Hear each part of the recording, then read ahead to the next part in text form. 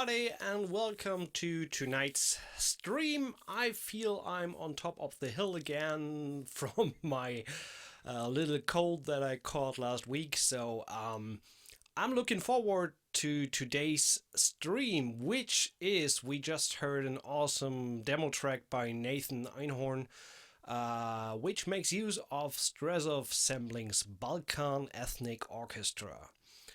This is huge, and I can promise that we have a fast stream today.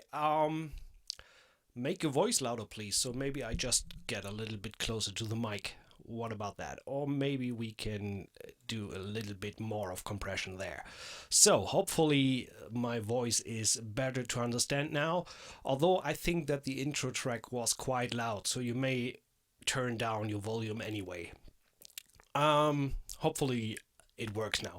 Yeah, Balkan Ethnic Orchestra by Strezov Sampling. It retails right now at $329. And this intro pricing is available till January 8th. And yeah, there are some great overview videos already. George did an awesome walkthrough of all the instruments, but we will take a look at that in a little bit. So I copy the URL where you can get it in the chat as well. You can find it underneath the YouTube video later on. So let's jump straight in. Open up a session already here. Nothing in there. The only thing that I may want to take care of before we actually get started is to bang a limiter on the master channel just to avoid any clipping and peaking and too much noise and all that stuff. I don't want to put the maximizer on there. I want to do the limiter. Thank you. And let's limit this to that's fine. So in case we're jumping over the threshold there, so I won't blow any speakers on your end. Balkan Ethnic Orchestra comes for the Contact player, for the free Contact player, so you can license it through native access. And this is what this beauty looks like. Balkan Ethnic Orchestra. We have 5 folders: band, choir, ethnic, pads, and percussion. And there is a ton of content in there, I can promise you. So Strezov Sampling was kind enough to send me an NFR copy of this product. So nevertheless, I try to walk through everything as unbiased as possible, although I have to admit that I really love this product. I just realized that you can't see me, I guess, so we may hopefully, there we go. Hey everybody, nice to meet you. Okay. I unfortunately opened up Vienna Ensemble Pro, which I didn't want to. And now let's dive straight in. So let's start off with the band instruments. As I've said before, George from Strezov Sampling did a great video walkthrough on every single instrument, so I won't go into that much detail as he did, because then we have 2 hours crossed already. So if you want to know more about the individual instruments, just check out his video stream. But nevertheless, let's look at some of these at least. So starting off with a double bass.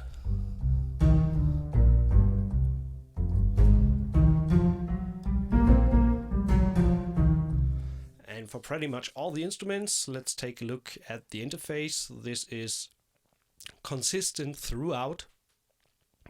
Some functions are not available. For example, legato. When you have legato instruments, the bass doesn't feature legato, so that's grayed out here. But overall, the look is all the same for all the instruments. We have 2 mic positions, which is the close mic and the hall mic. This is what the close mic sounds on its own.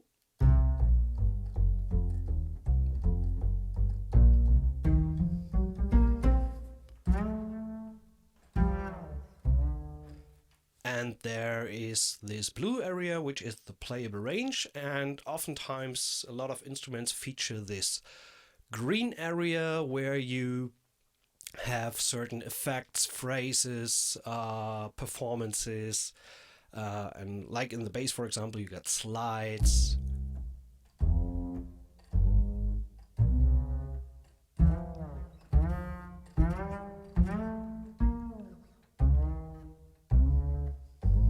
So kind of certain effects.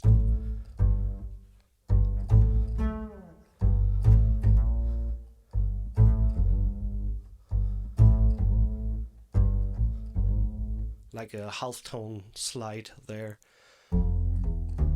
And then we have the hall mic, which is really appropriate for the naming, so you can really hear the hall.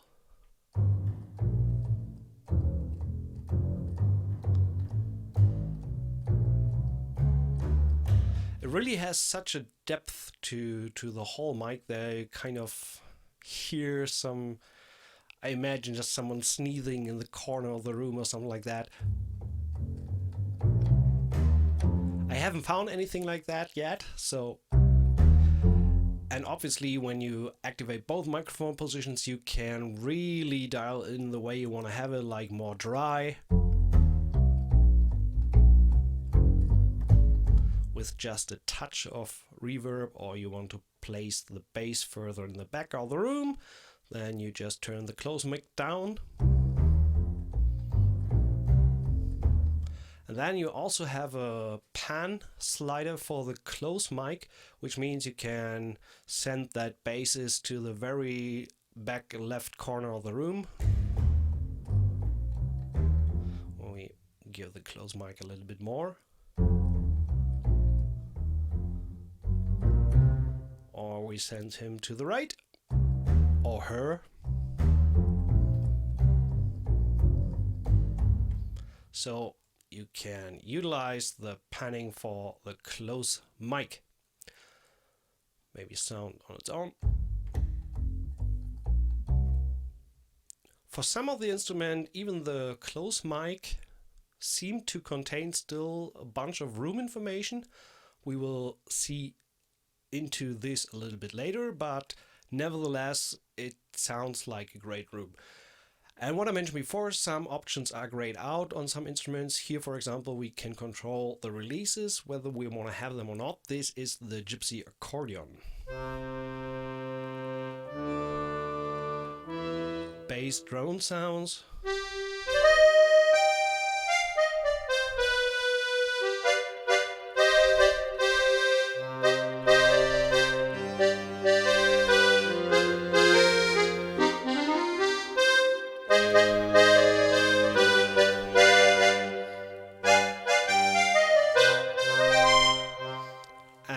Some instruments come with key switches as well, so that you have different types of performances. In this case, we got staccato and sustains. And if you don't know what you have activated, you have this little window up here, which gives you information what is loaded. And what is really, I think, the specialty of this library, or the specialty how they actually sampled it, is that they kept a lot of the musicians' performances, and especially the Balkan area ethnic style, which really lives from certain ornaments and the way things are played. So for example, on this accordion, it's volume controlled.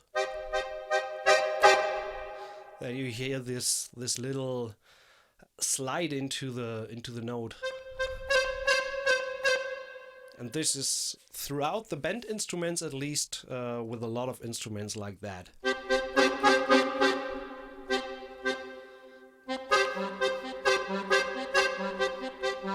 When you play soft, you get kind of the clean note, let's put it like that, and the harder you play, the more you kind of get this slipping note. I would consider it playing it dirty. So that's kind of like what it is to me, is even more audible, or you can show that off even more with the trombones, for example. There are two trombones in the library.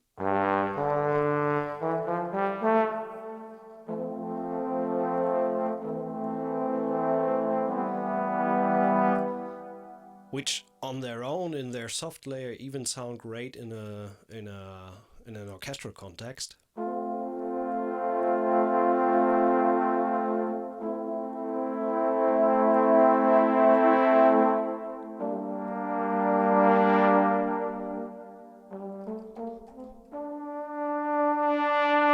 With a really great dynamic range, and the same for the mic positions here. So you got the closed sound.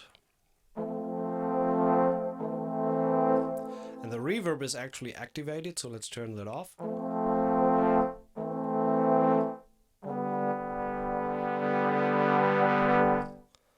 And again, we have also short articulations.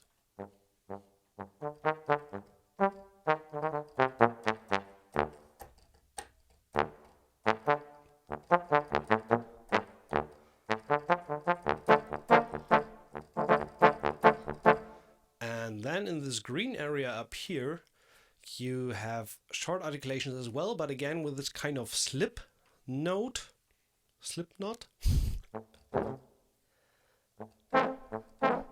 And this is especially great when you play these typical arrangements, or what is typical for the East European ethnic music area.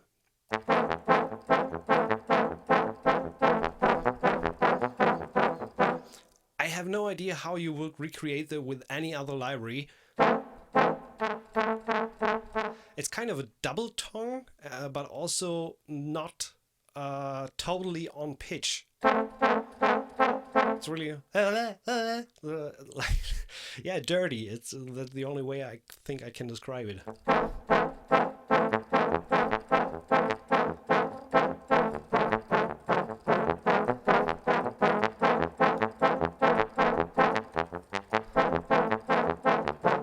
It's totally fun to play.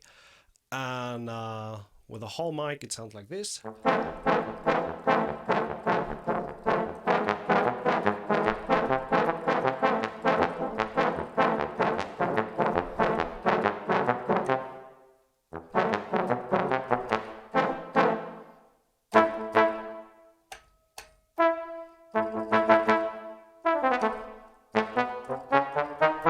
And also the shorts, the clean shorts down here in the blue area, they really have bite and attack.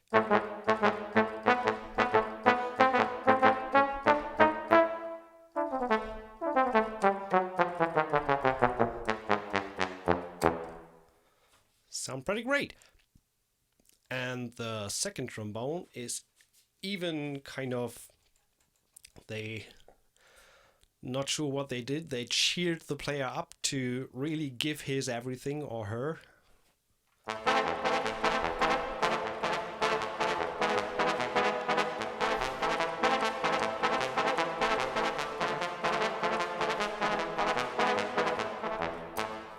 So that's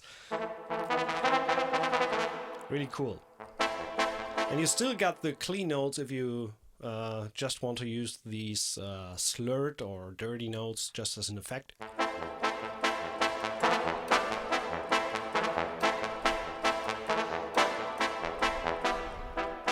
So that's pretty cool. And the sustain articulations.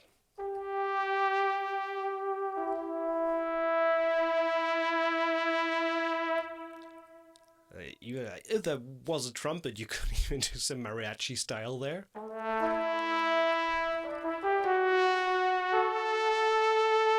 Missing the range in the upper part there.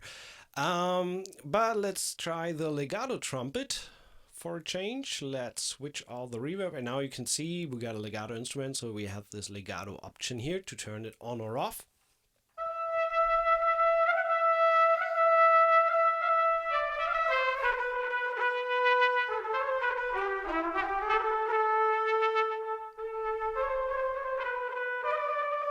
And it's not that typical clean, polished sample sound. It really got soul and expression in the individual notes. Sometimes I even have the feeling that it might be a tad too much of this, especially we come to that later in the duduks.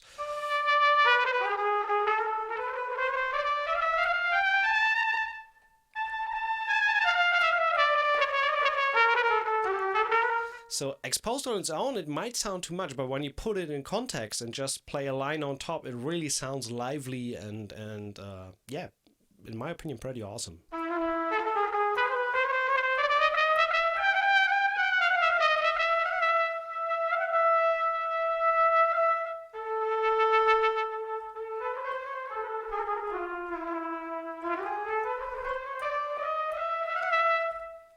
And then we got the same without legato, so I assume, I haven't checked, yeah, that looks like sustain and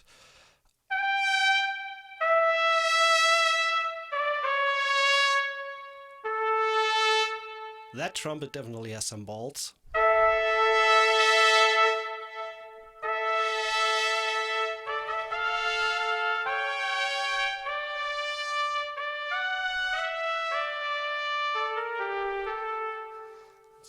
What do we have in the lower range here?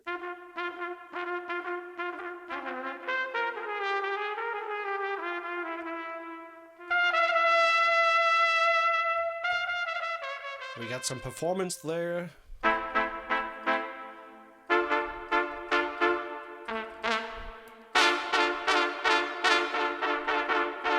And again, this kind of slurred note in the shorts.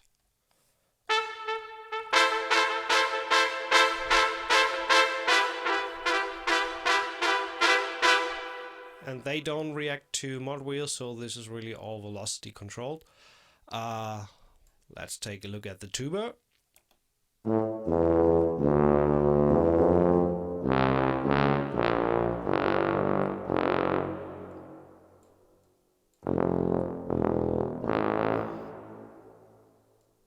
Turn the reverb off.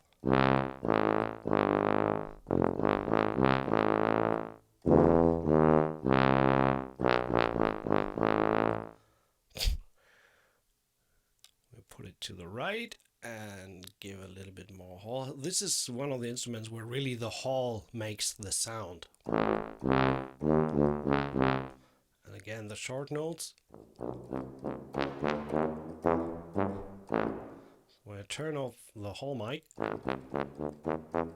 you still get a sense of the room in the background of the sample, but it's way more dry, but you still have a little bit of tail on the notes.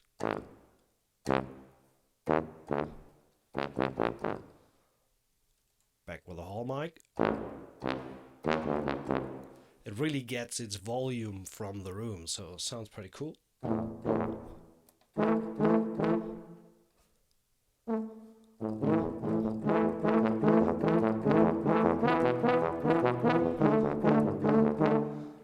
So I really love these kind of dirty short articulations. We will do a little test in a few minutes. This is the flugelhorn.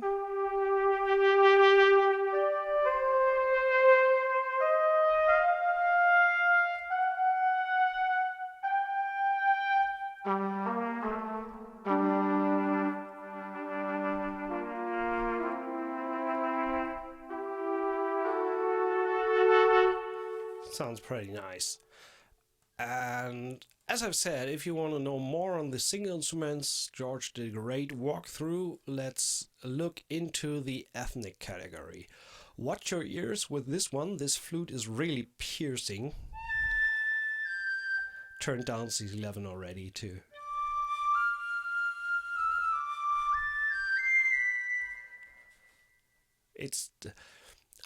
I actually wondered why it's called duduk. I was assuming it's more like a piccolo flute or something, but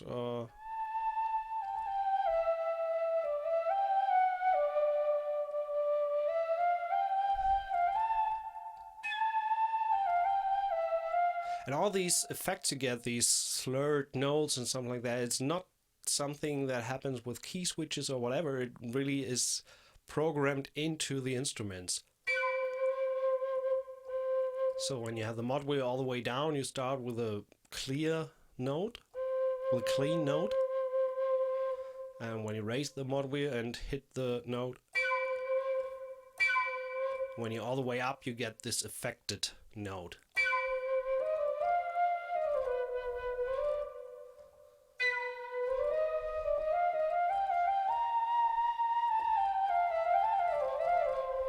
And the legato is really fluent. Let's turn the reverb off. And one thing that I realized is that for a lot of these instruments, these affected sounds, so these two samples kind of always start together, and when you sometimes have the mod wheel in the middle position,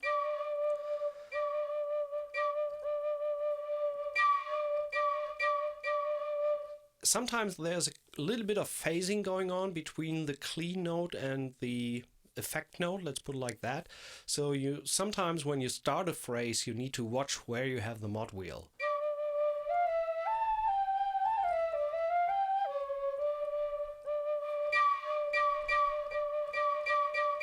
So sometimes it's more obvious in the duduk,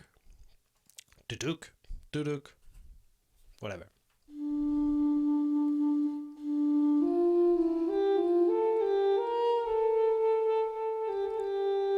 One of my all-time favorite instruments. I love the duduk. Since Zimmer's score for Gladiator, I totally fell in love with this instrument.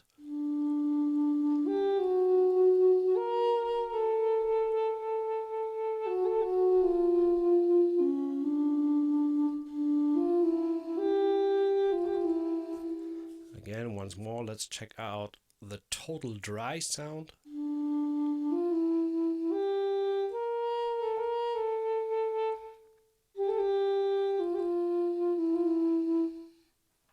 Love how you hear the kind of when the player stops to play, the release noise there.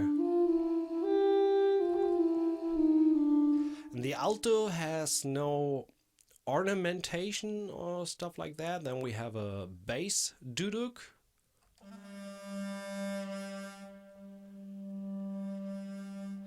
And this is what I meant before. When you work with a mod wheel, this phrasing is with mod wheel all the way up, and all the way down you get this clean note. And sometimes when you have the mod wheel kind of in the middle, you suddenly get the clean and the effect note.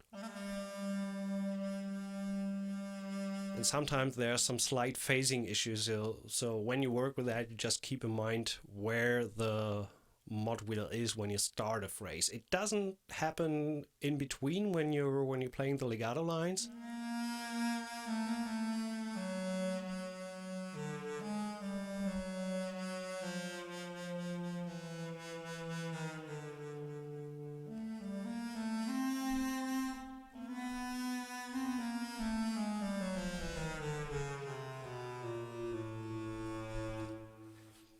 Really has that clarinet-like tone to it.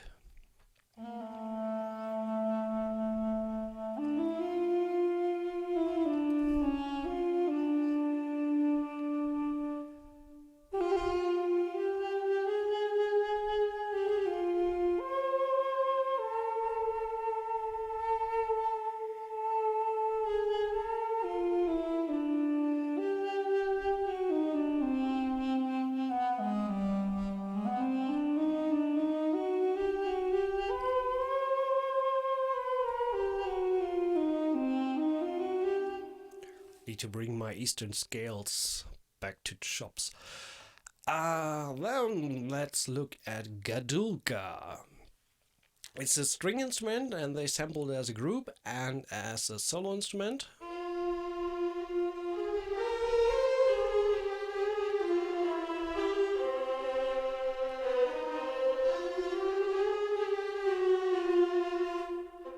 And in the green area you have kind of certain rhythms, tempo synced.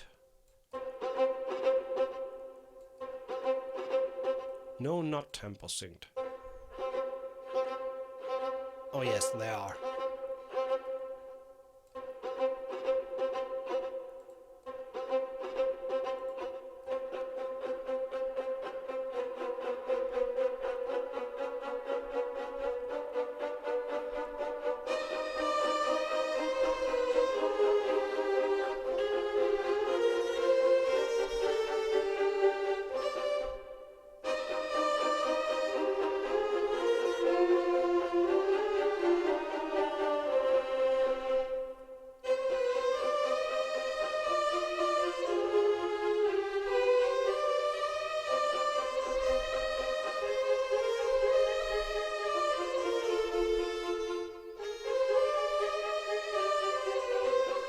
So, and that was, you got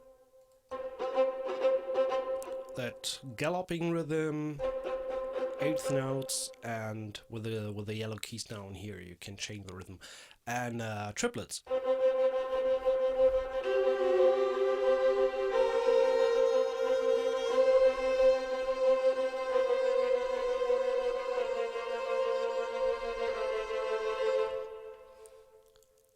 And then with the red key switches down here,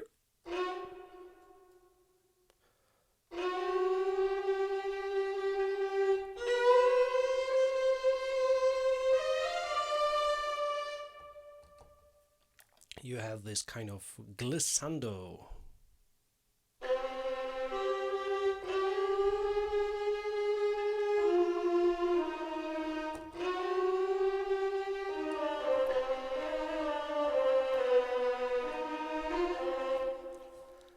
Then there's the obligatory short notes.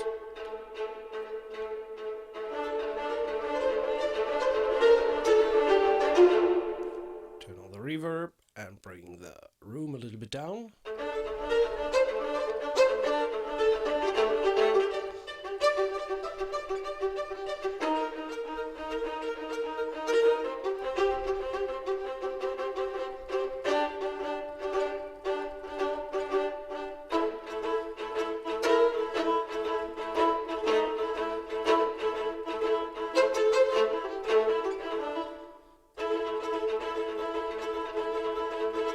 So they're not totally sharp on,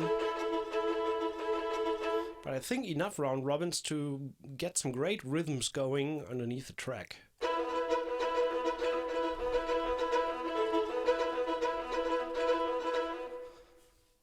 When we bring back the room a little bit.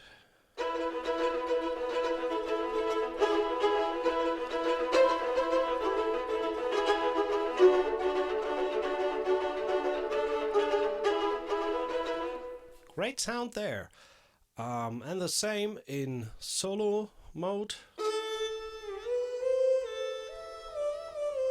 With a little bit more options down in the key switch range. So again, you can watch here what is happening, like the glissando.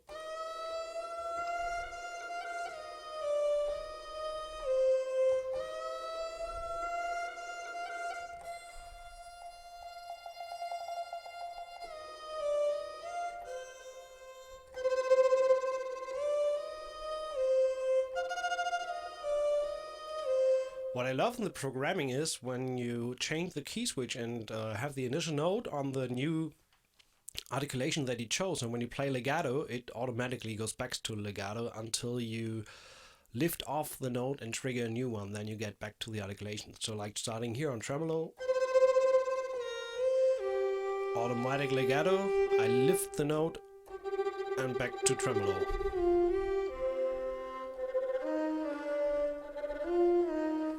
That's pretty nice.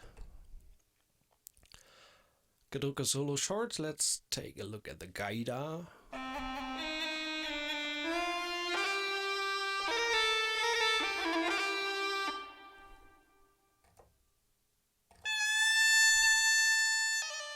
So some phrases in the darker green keys.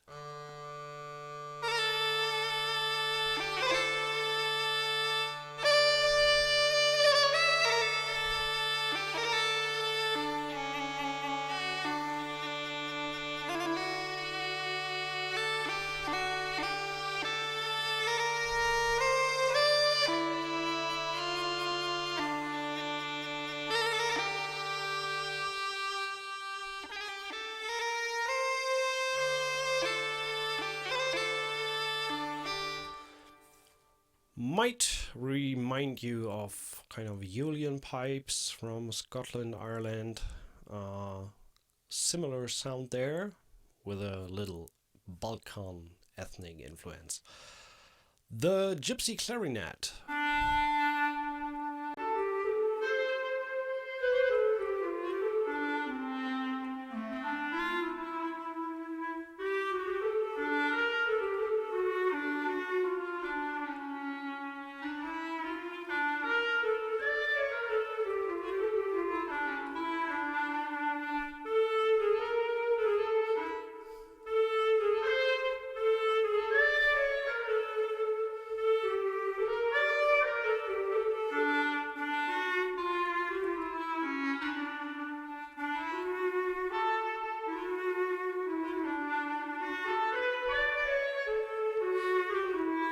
So, a little bit off. We got distracted there. The romantic violin.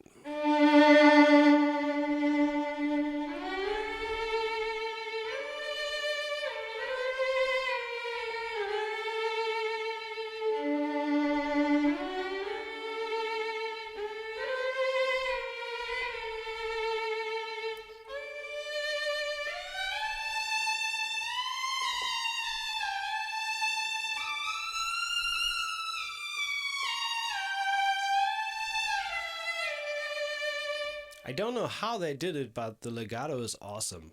So it's really extremely playable. The gypsy violin is a little bit harsher than the romantic one.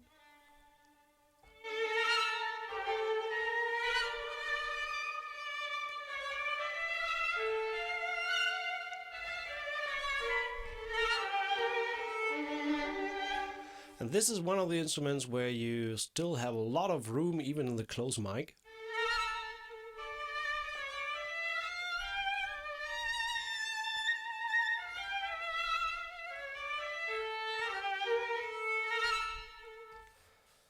But still sounds great.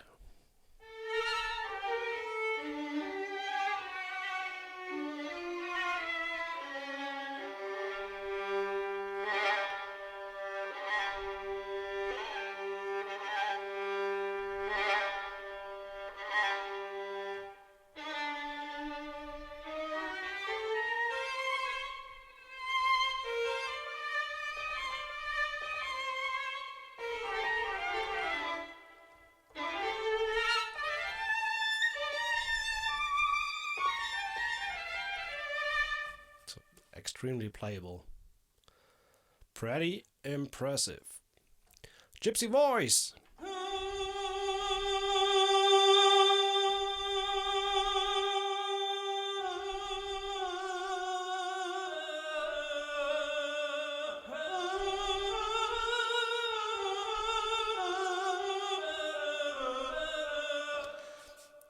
To be honest, this legato is not as convincing to my ears, but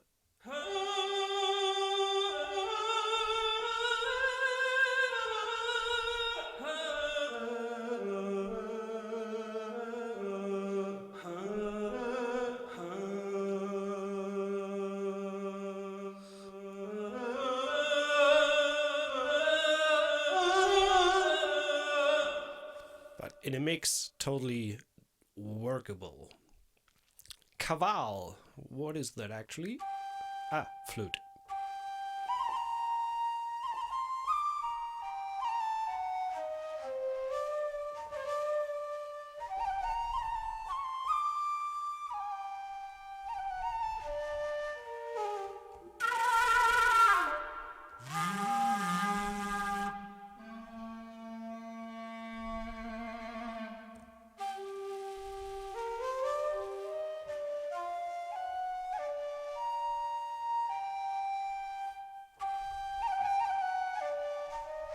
I love these little ornaments that are happening kind of arbitrary.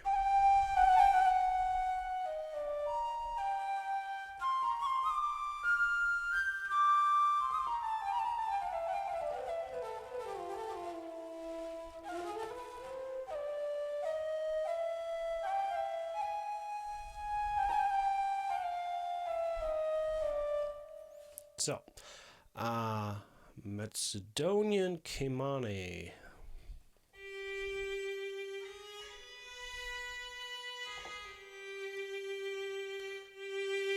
That in itself is a total cue starter.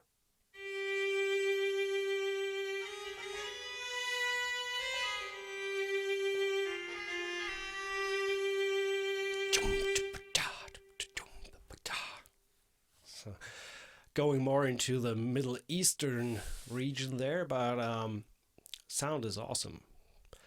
Tambura chords, and actually I wanted to revisit the video that George has done because he shows some pretty cool playing technique there. I think it was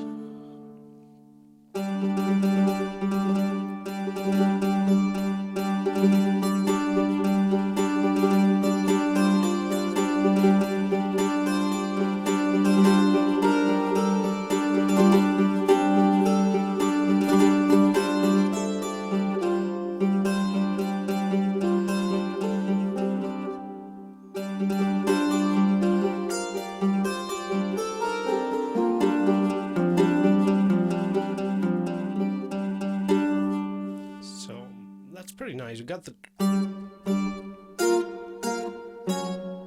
short ones down here and the sustains up here. And when you alternate, you get this kind of strumming sound. Then you got the single tambura.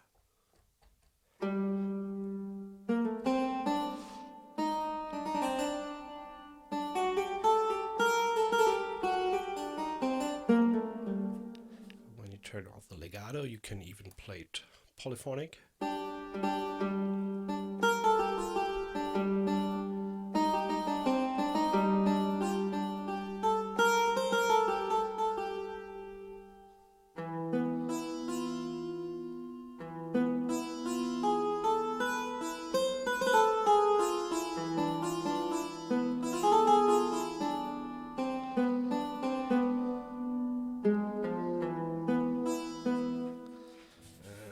Sustain pedal, I think you can even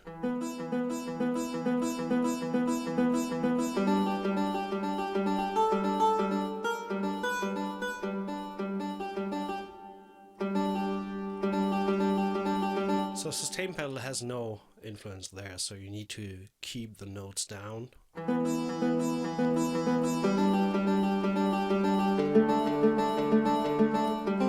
There is no C.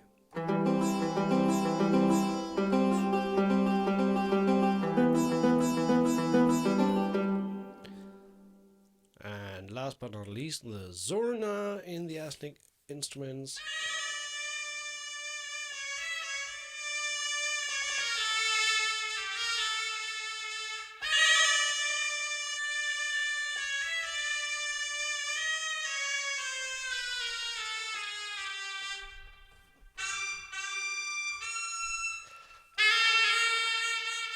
It's well, one of the instruments that has a really a will to cut through the mix, let's put it like that.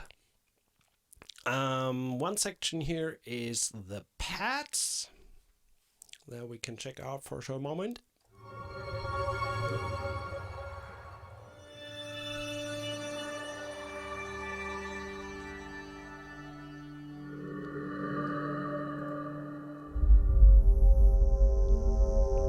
That's definitely some low end there.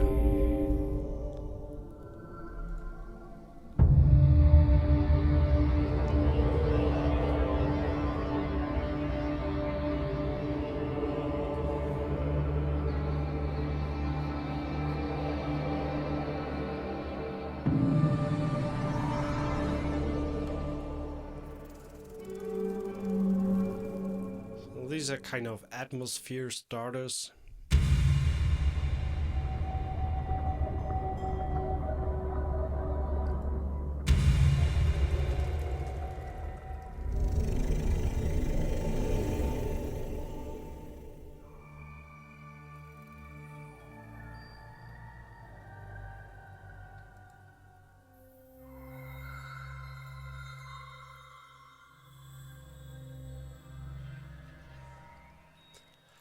And then we have the percussion section.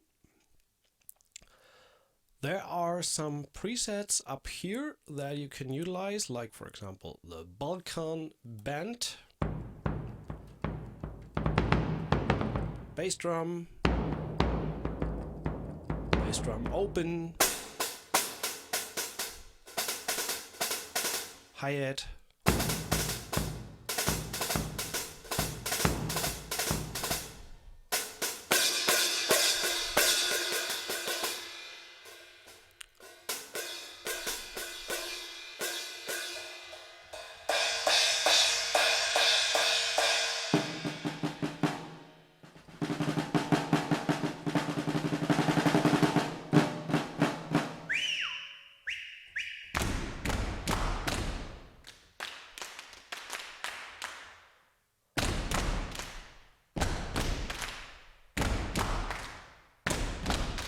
so you get claps and stumps there. Soft velocity is claps and hard velocity is with stumps.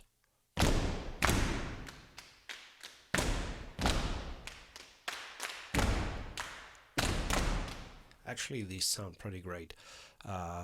This is the close sound.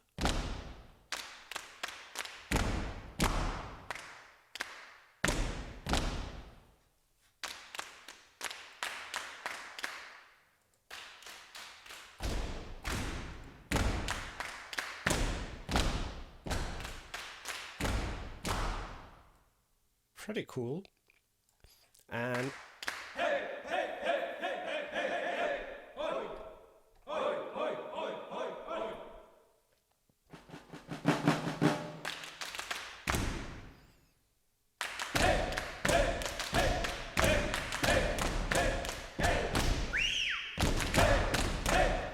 pretty fun, and you can do quite a lot of stuff there. Klepalo.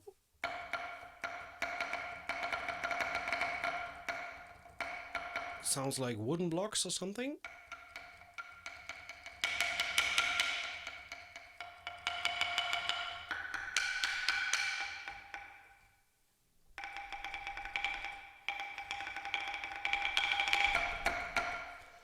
And next one in line, Little Bit Chance. This is kind of a cowbell.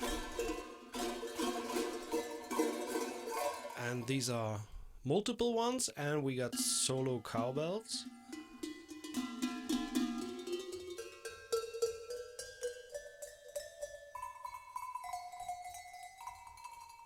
The sound is great.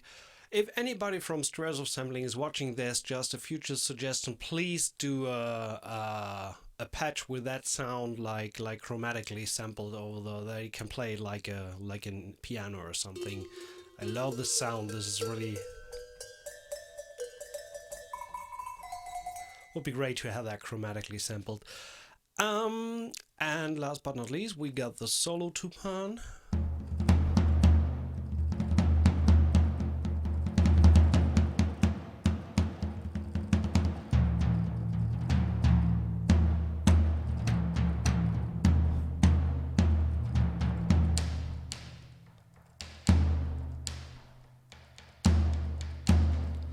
So the whole engine behind that is the same as the Thunder Extreme library with a lot of percussion, so you can also dive into all the single zones here.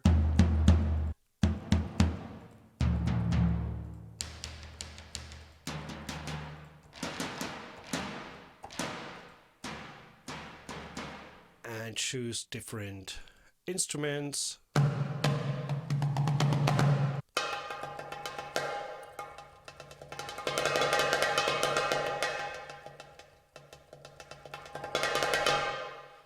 Pretty cool sound.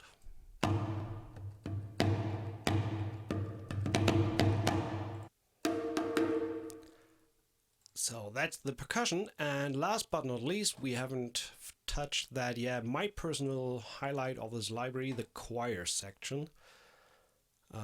Ethnic Quartet. And just listen to what the model is doing with one single note, all the way from totally silent or mezzo piano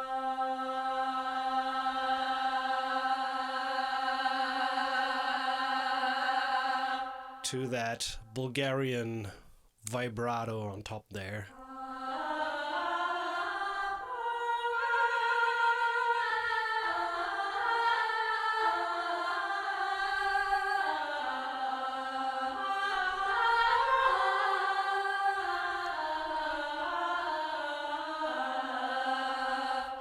That's pretty great. And the same with the E vowel,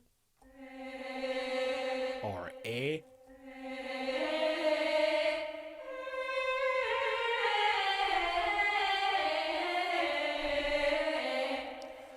And then we have the syllable, which works in the same vein as Arva, Wotan, Freya, all the others. So you can check out my videos on my YouTube channel for these choir libraries if you want to dig deeper into what you can do with these libraries. But let me give you a short demonstration of the main functionality.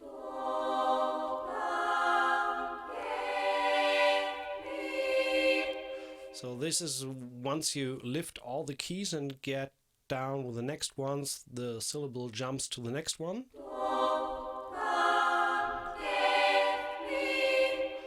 When you play a syllable and put down the sustain pedal,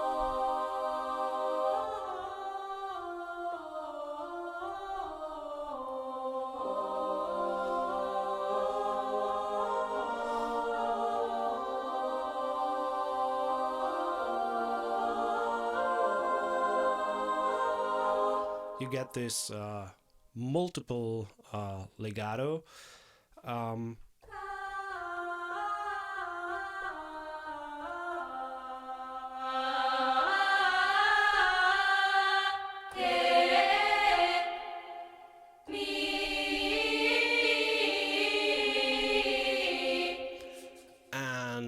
so with the sustain pedal you can play legato lines and keep the other notes down. With this little circle between the syllables you can connect them so that they actually sing one word with different syllables, and you can also determine the length for each syllable. So for example, let's say the first one is a half note, second one is a quarter note, and the last two are say eighth notes. And when you then press down a key, it sounds like this.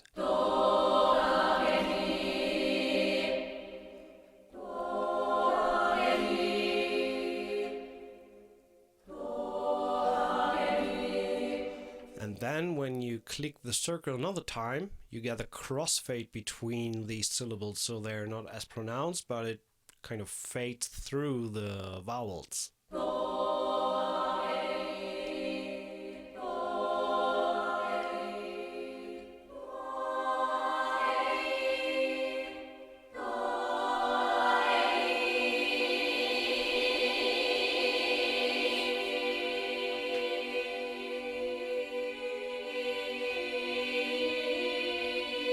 When you then press the sustain pedal, you can play legato lines on top. And then last but not least, what you can also determine is whether these syllables are sustained or staccato. Staccato is marked with a little triangle on top, so that way you get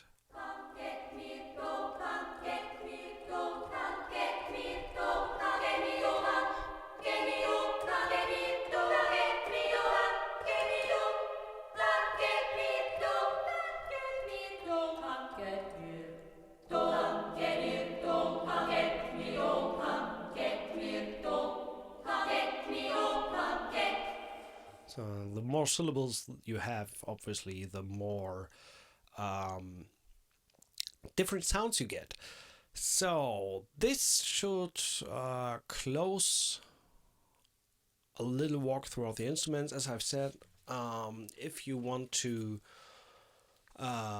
dig deeper into the different instruments, George did a fantastic walkthrough on these. So what we are going to do now is actually put it into context and try to write something with it.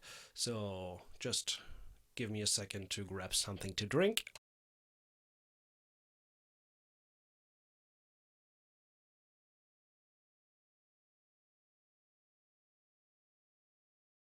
And for your convenience, I decided to mute the mic while I'm doing this, because on one of the YouTube videos somebody mentioned how inappropriate it is when, I think I had coffee back then, and when I do that coffee directly into the mic, and it just sounds hilarious.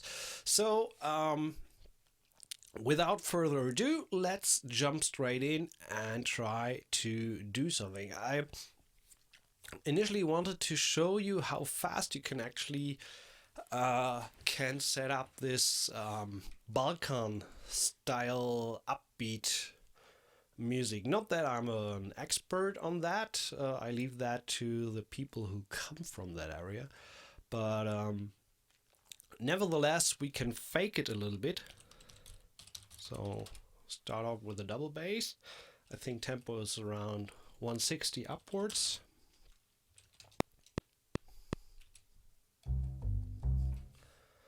And let's get the bass a little bit drier.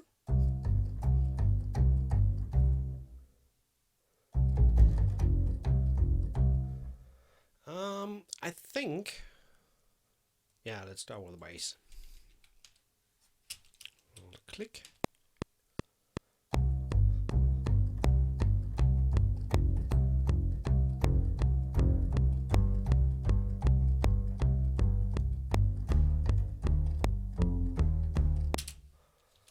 Should be enough.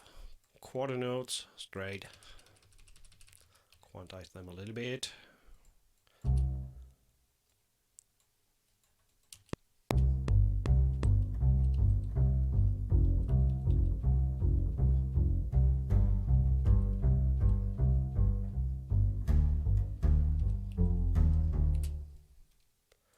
So we got the double bass, we duplicate this, doing a little bit of bend percussion here.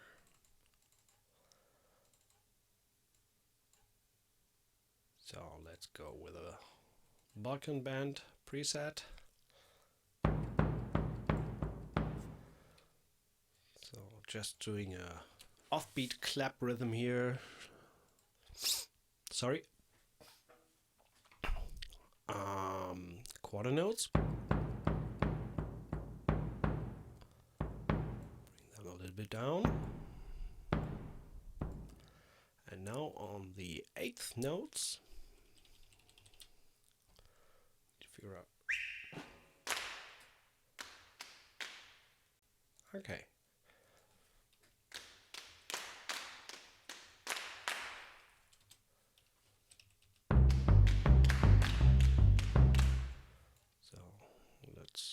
Unify the volume for these guys. And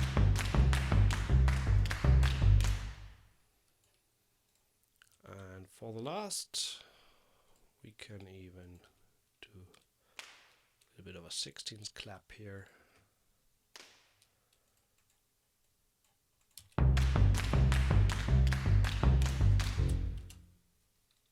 Good enough. It's really simple. I just wanted to show you how great it sounds once you start building there. So let's duplicate the bass line with the tuba. So we're going to load the tuba here and make it a little bit more dry. Turn the reverb off, send it a little bit to the right. The tubist.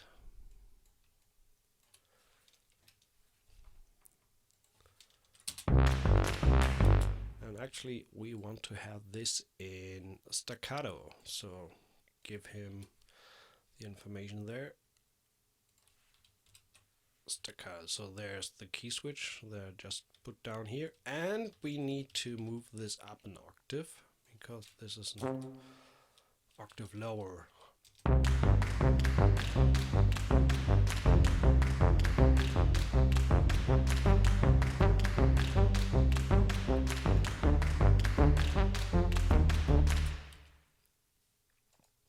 So then we're going to duplicate this, and make it trombone 1.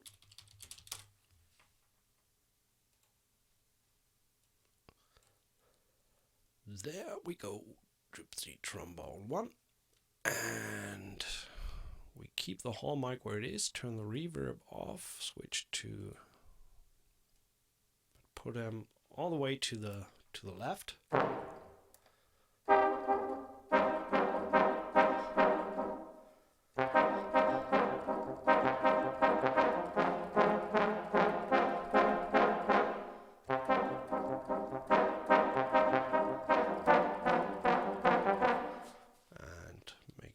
Softer. Let's start with the offbeat notes there. So there's really just 8th notes, and I want them in 16th length.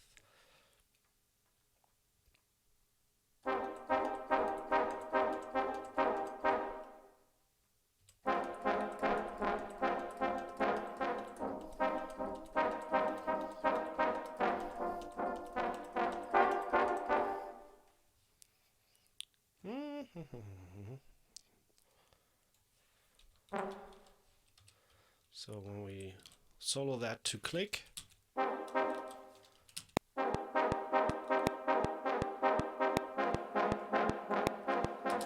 together with the band, it's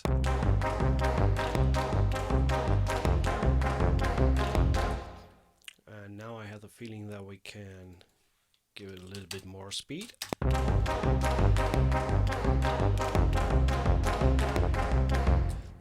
And let's move the bend percussion like a little bit before the beat. It's dragging a little bit right now, so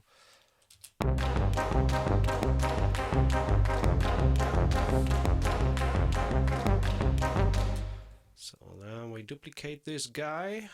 First I want to make sure that we activate the right articulation. This is trombone 2.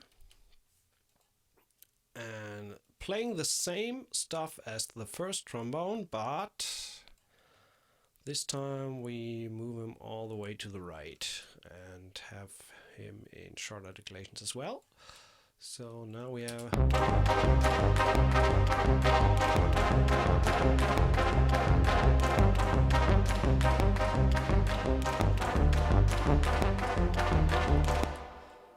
and next we have let's duplicate the bass here. There is I didn't show that in the band section. There's also a gypsy guitar. The cool thing is they sampled minor, major, and diminished chords.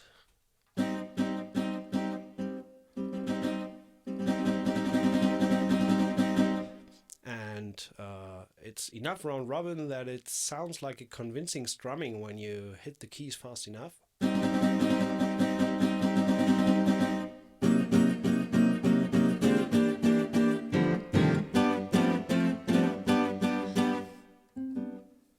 And then you also have the bass notes.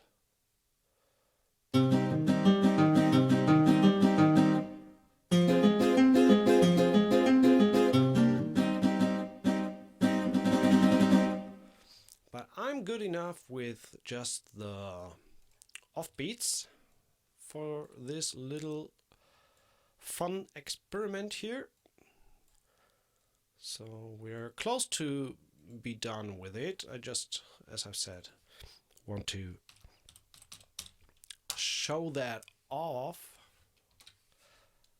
when you kind of meander in the realm of the originality of the library. So when you kind of do that upbeat Balkan music stuff.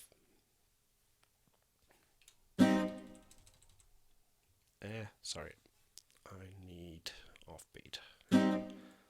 So this is there. And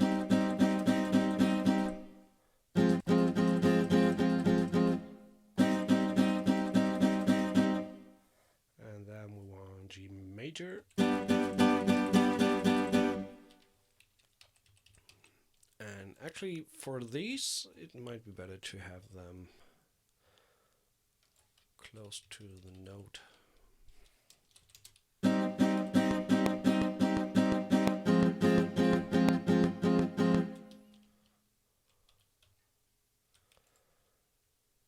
Let's try if we do some kind of 16 strumming there, if that sounds good.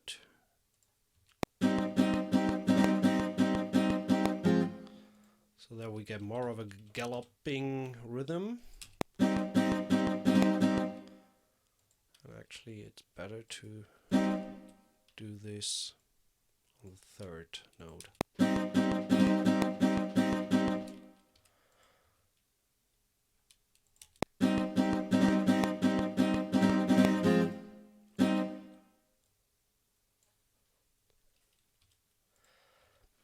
Would be great if you not really sure if they have this like this stopped dead mute note.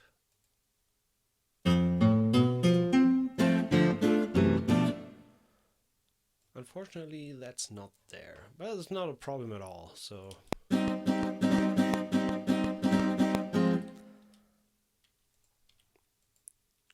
think that it can even do things like this.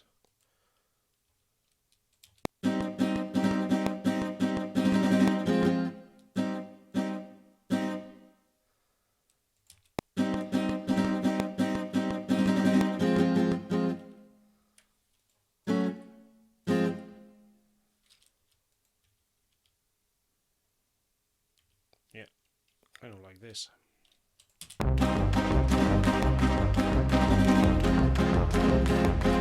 Okay, let's go back to 160.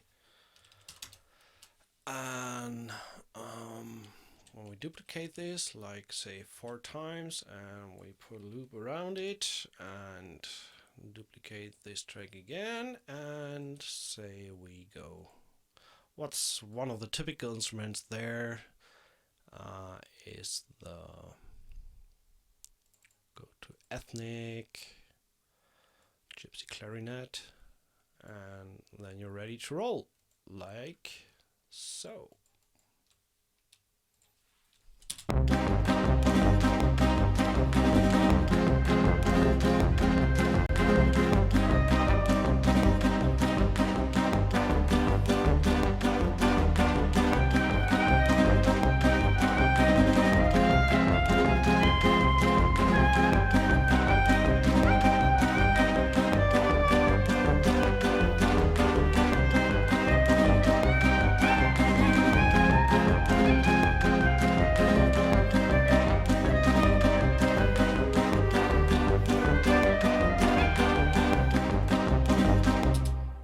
So kind of like badoosh. You can obviously fine tune that a lot more and really dig deep into this kind of style. You can do klezmer with it. You can do like Middle Eastern flavored tracks. I think it's even great for documentaries and things like that. But actually, this is not what I want to do today. So we are going to get rid of this stuff and start from scratch. Sorry for this. So, still anybody out there, or am I all alone on my own? Just post if you got any questions or want to know some things. So let's start off with percussion here, and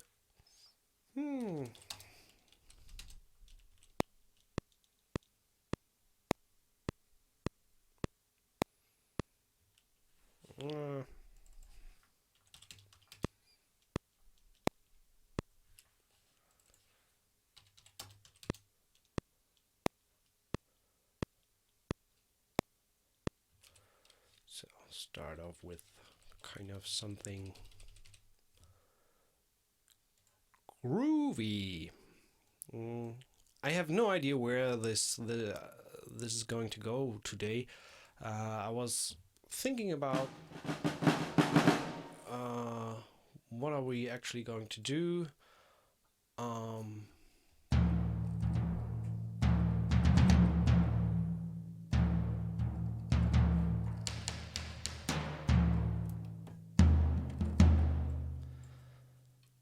so let's start with a two-pan here. So we got our first note. Yeah.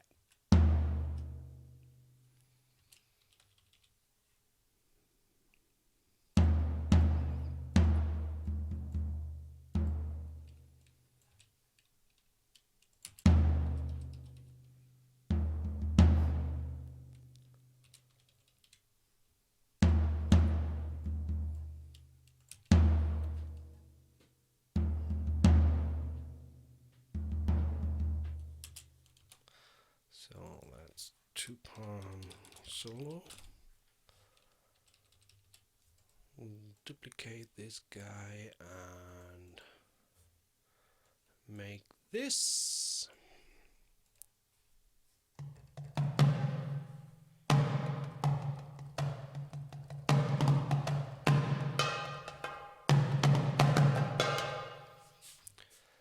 Trying to come up with some little percussion pattern or something like that.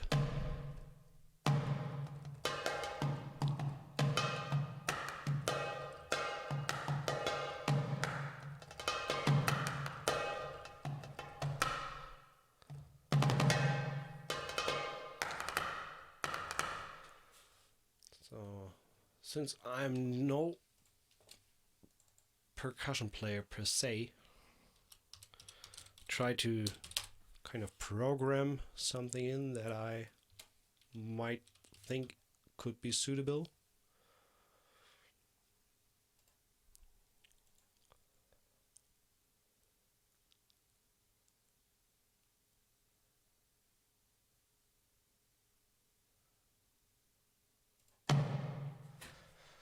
It looks great. Since I already have Rhodope 2, do you think this will still be worth the price, as the library already has pretty much the same choir, only fewer players, but they still sound the same, I think. I'm not totally with you there. They sound similar but not the same, so it's obviously less singers, but I think the main reason is whether to ask to get Rhodope or this. The choir is just 1/5 of the library, so there is all that other stuff. The choir is just an add-on, as you can say. So Rhodope is really, if you just want the choir, go with Rhodope, but if you have interest in all the other instruments, it's not about the choir to get, but it's about the instruments to get, and the choir is a really, really great and nice add-on. So it's definitely worth the price that you're paying for this library, because it just sounds amazing. If you're into doing that kind of music or documentary style music and things like that. So let's go on the 16th triplet here.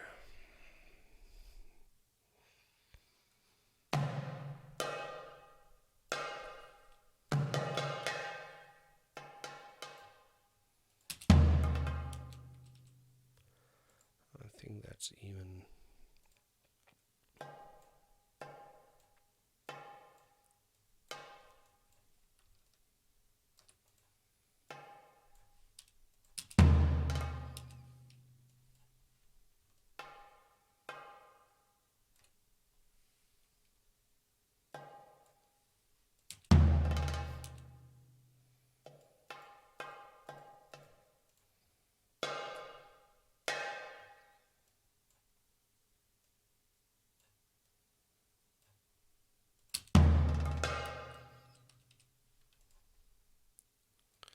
So, whoop-a-da.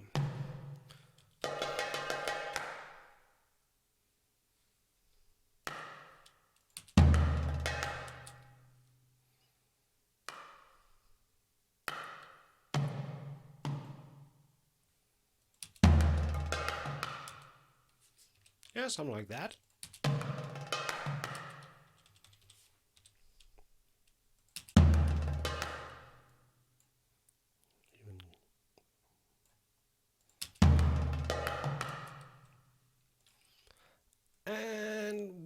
going to do as well is cut this guy.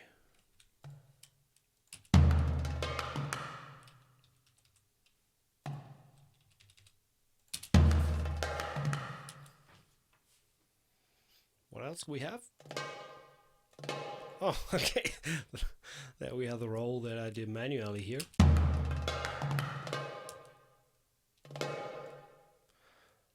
But still could be.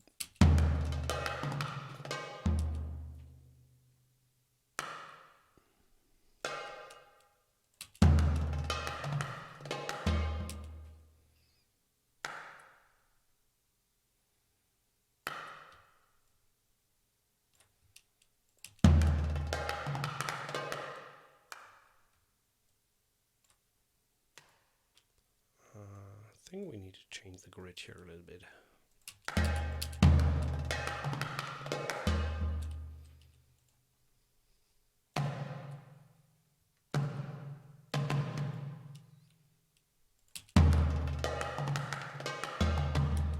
That's a little bit too busy there.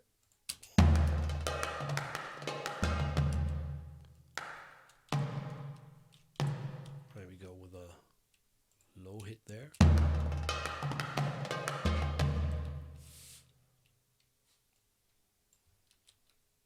Copy that over, but interchange this here, like say we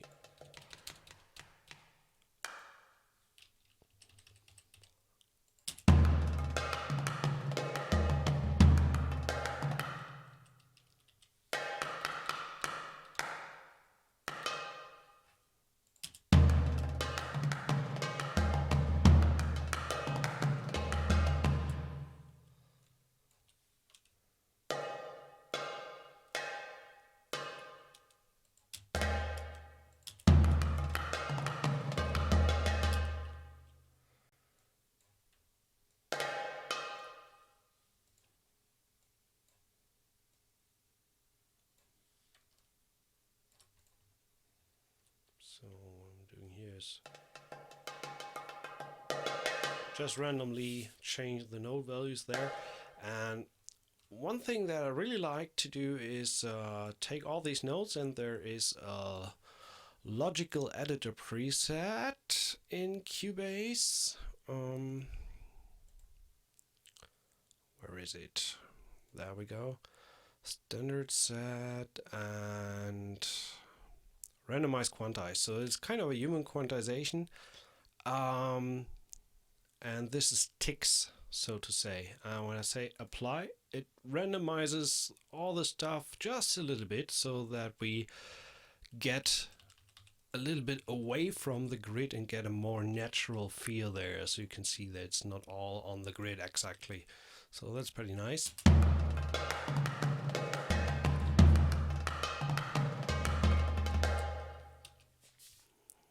So let's duplicate this.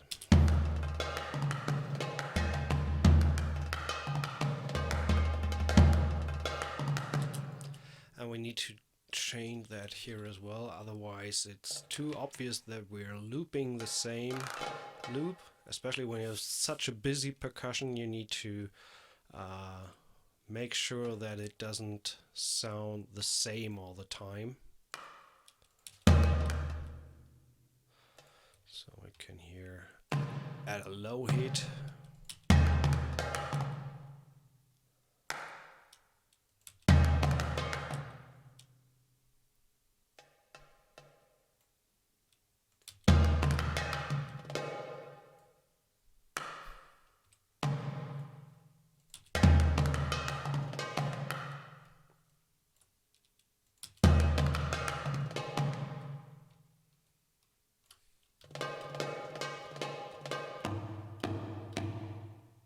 Oh, we have another deep hit here, so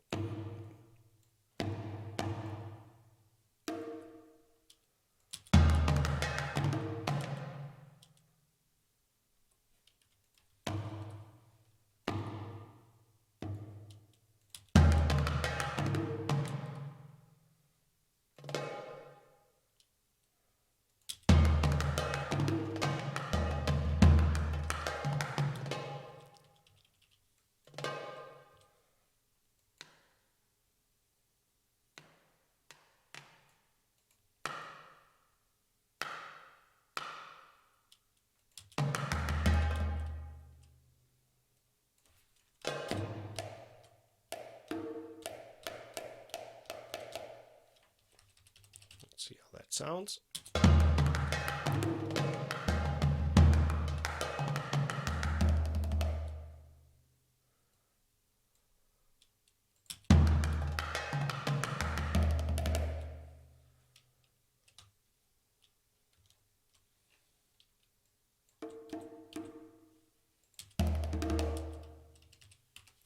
Okay,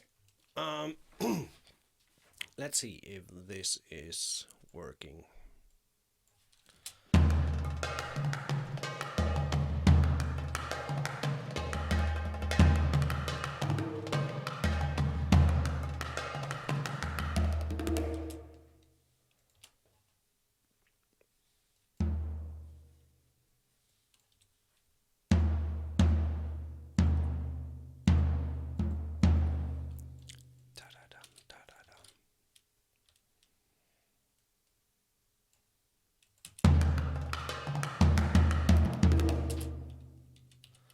Okay, so nice little pattern there. I'm not really sure. Missing a little bit of a, yeah, well, what is it, like tambourine?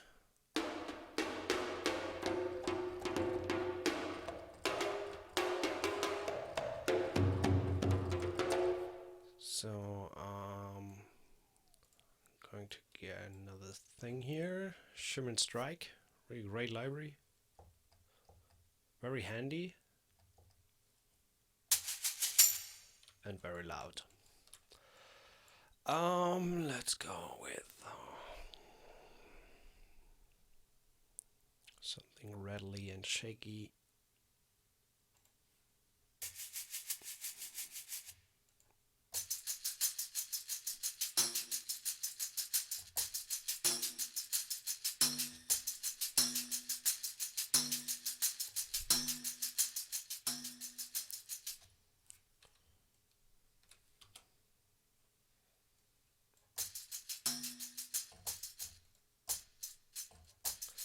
I think we need to change the pattern a little bit to double feel.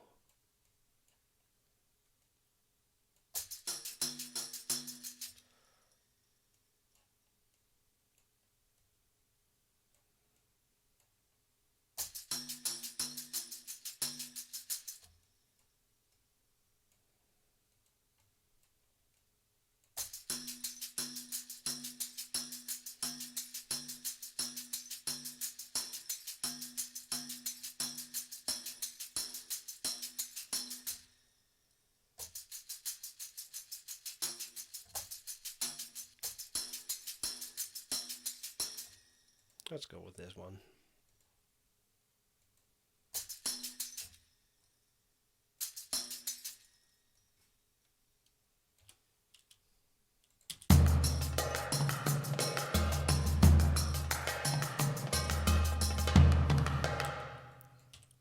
So this is shimmer.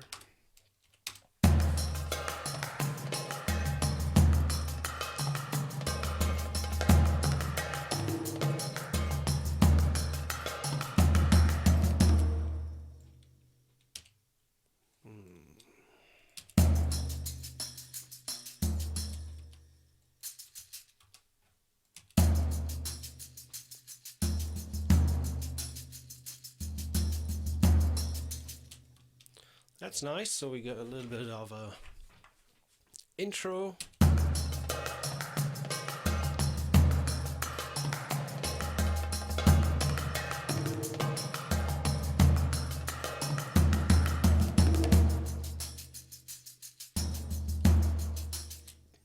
Okay. Let's start to utilize some instruments. Again, I have no idea where this is going to today, so let's see. Let's start with some stringy stuff, I would say. Maybe we spice that up with another regular string library. Let's try the Gaduga shorts.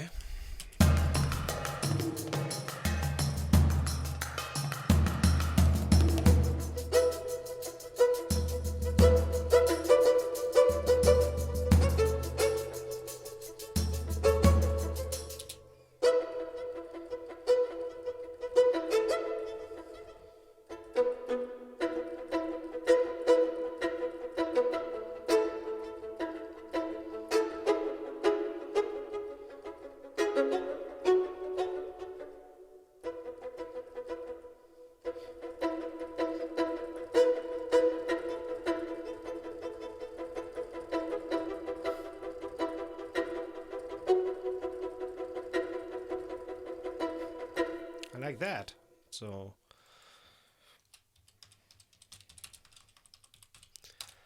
I don't want to necessarily go into Eastern scales or things like that. I rather would try to stay in the Western realm and try to spice the whole thing up a little bit with the initial sound of the instruments. So not necessarily, I'm just no expert in Middle Eastern or Balkan music that I can really do something there in that style. I just can try to emulate something or utilize these ethnic instruments as a flavor. I will really need to dig deep into the culture and the music of where this library originates to do something that has value and is kind of you could say Balkan music to that. So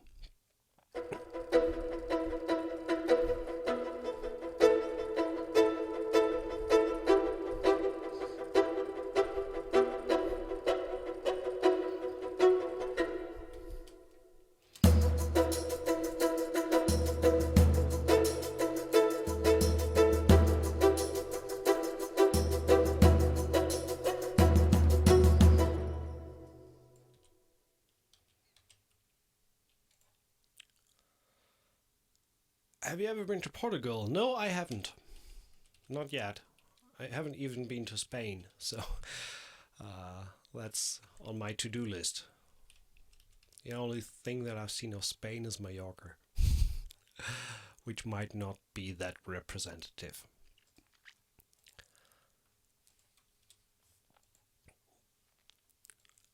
Let's see. Loda. I love the romantic violin, so why not try something with it?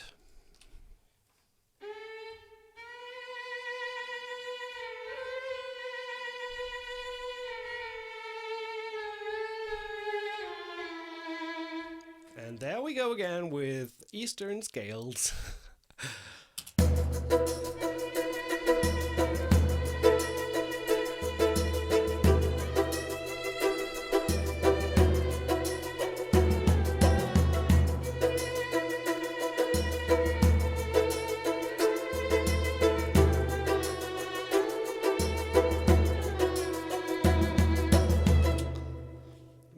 That's not what I'm looking for. We will introduce that later. Maybe try something of the Tamburoka.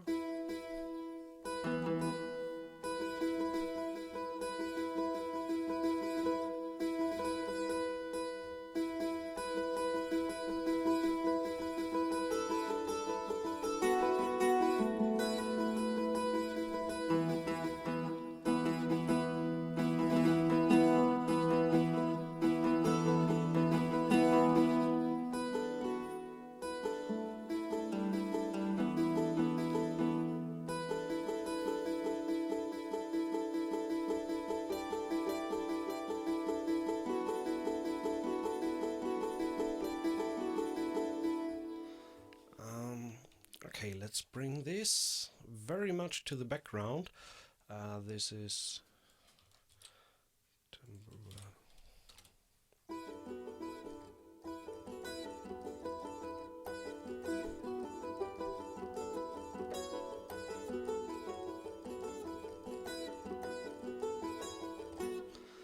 and do something to it like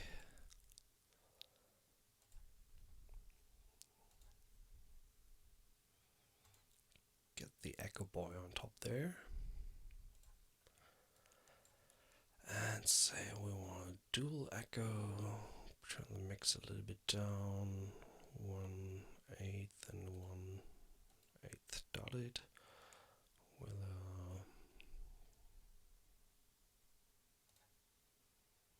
little bit of saturation, low cut, more high cut, feedback up.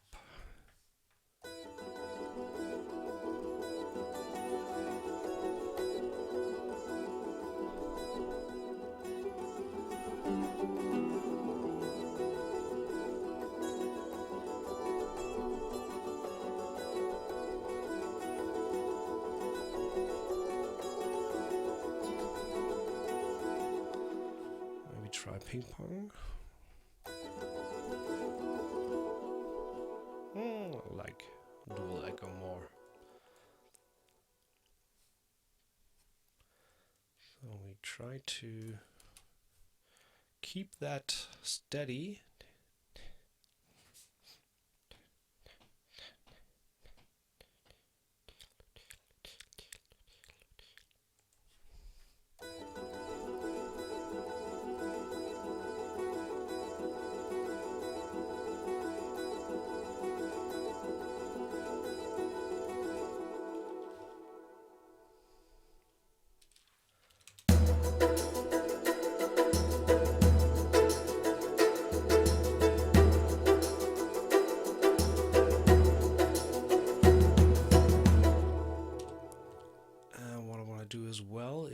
First turn down the feedback a little bit, and then also do a panning, like an auto panner that lasts for 2 bars or something.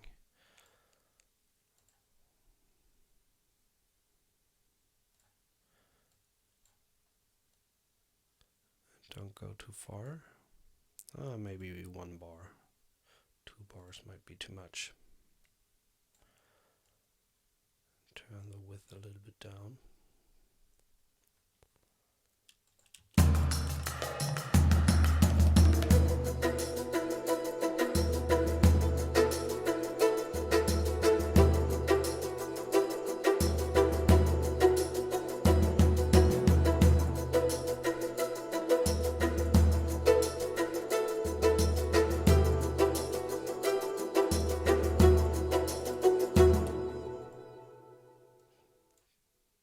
I think it still can use some more modification.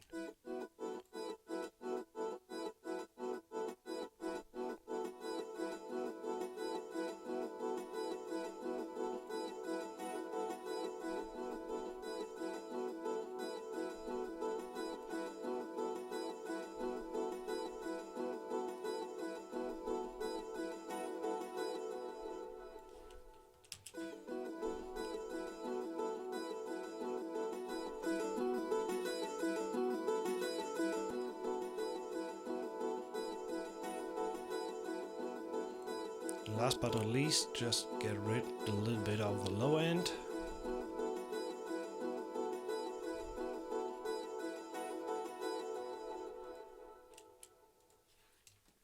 So I think there's a nice texture in the background.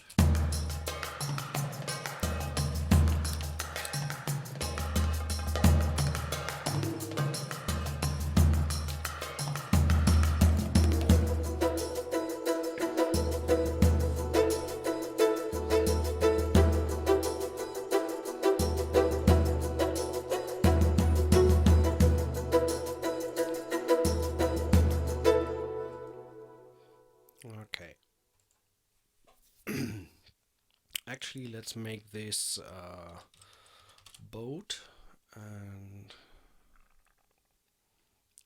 let's bring in another folder. This is plucked, so we put that there just to have it a little bit more organized. And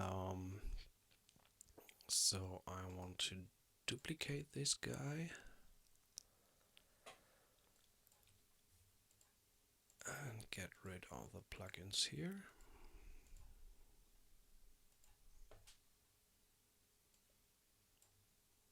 So what else do we have? Let's look through it.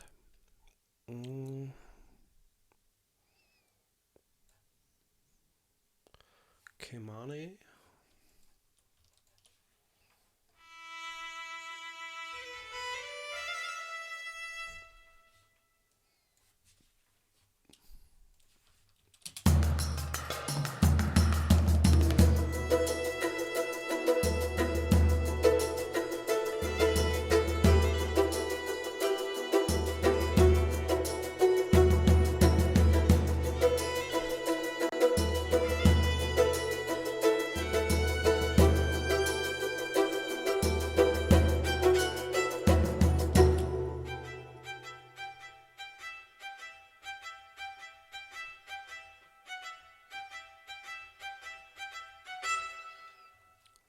Actually, we have short articulation there as well.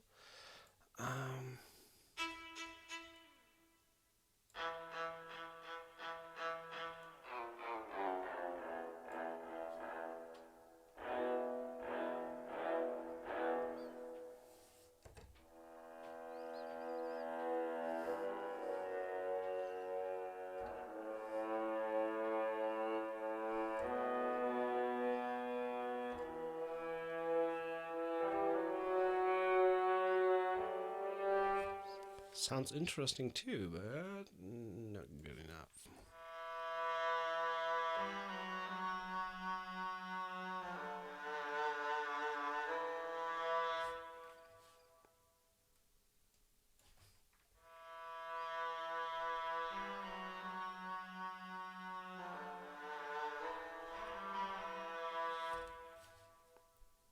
That's an interesting color.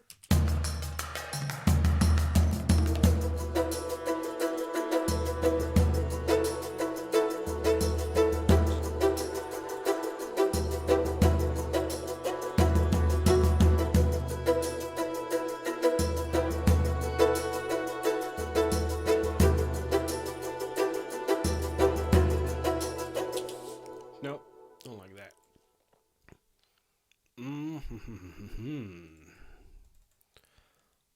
Then let's try.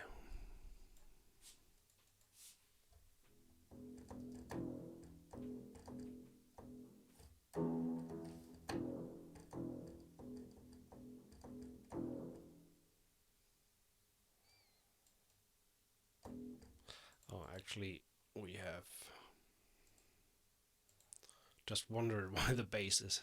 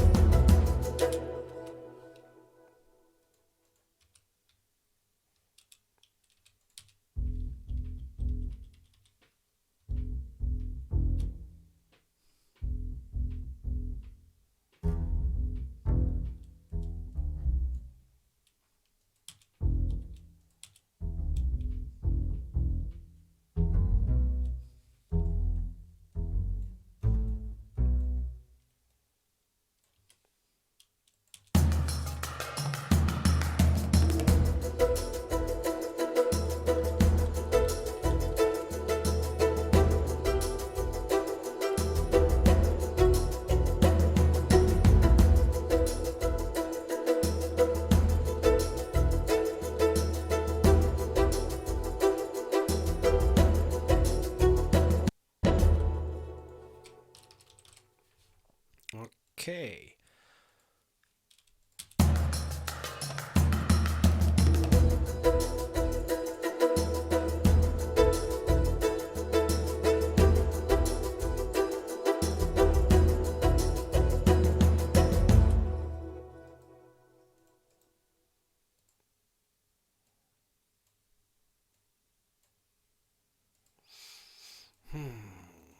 See what we're going to do next.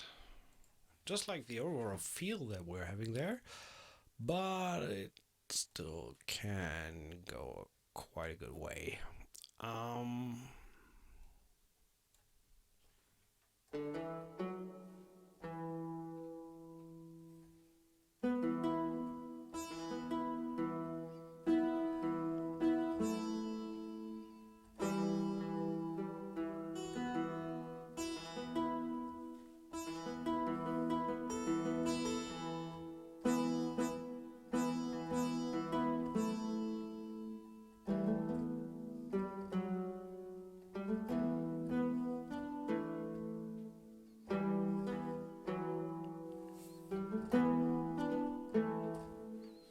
Like that, so push a little bit to the right.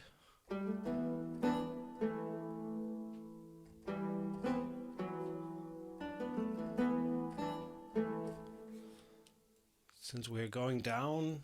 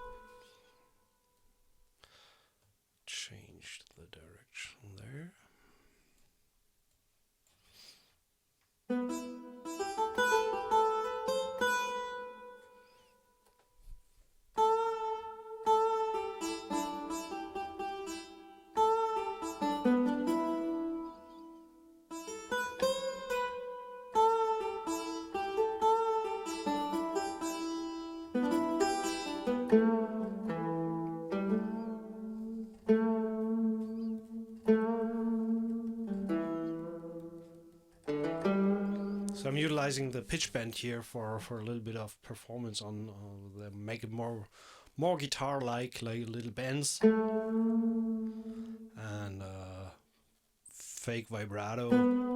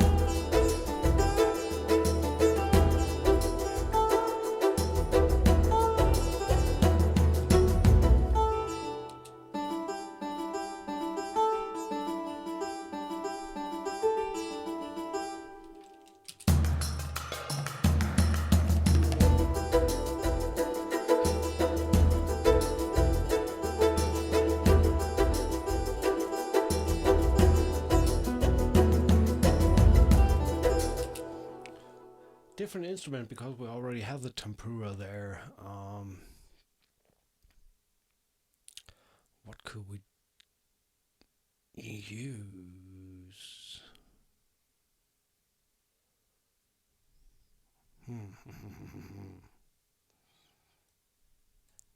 Cabal, flute? Not sure.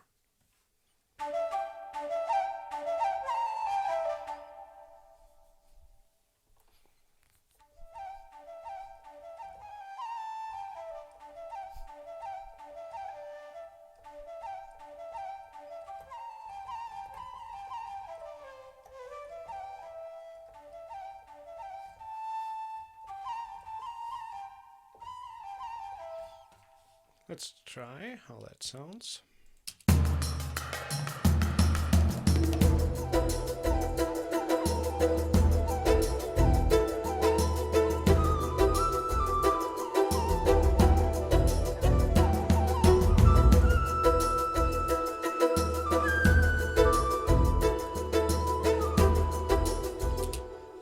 Okay, that is not the right way, but we're nearing there.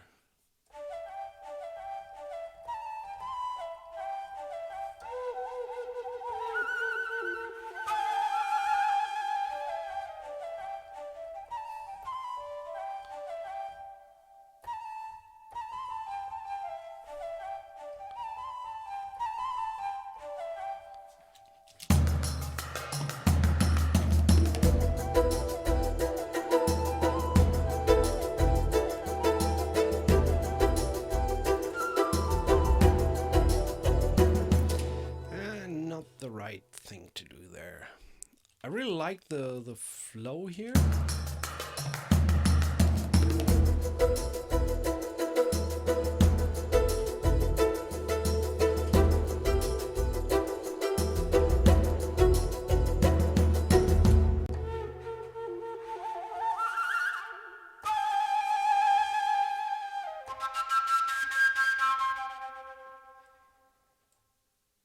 I mean, that's cool. Just need to see if we get this into the key that we're in.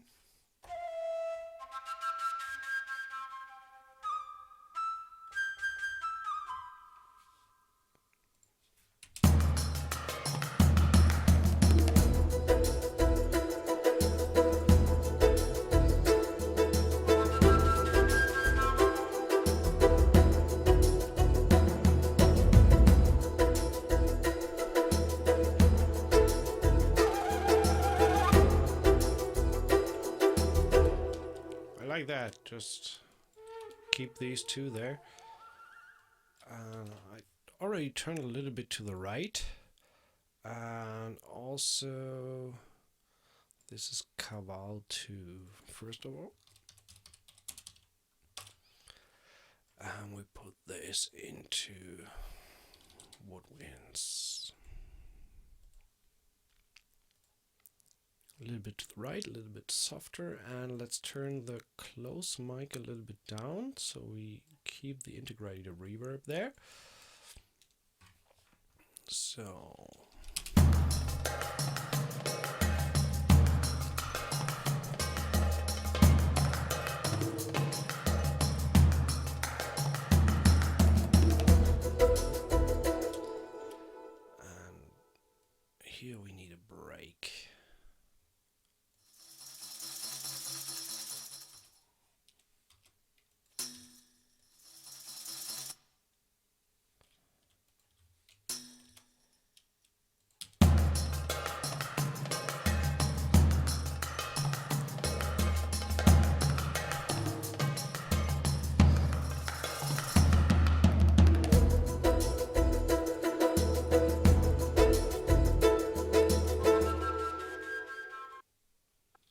like where this is going. Has a nice flow to it.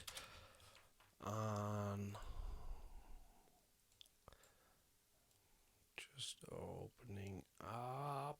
Well, there.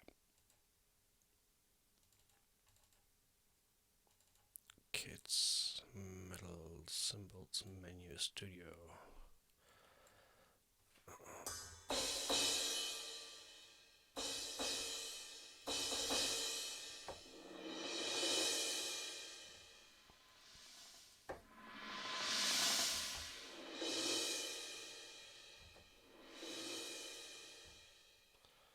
More of the hall sound there. And let's do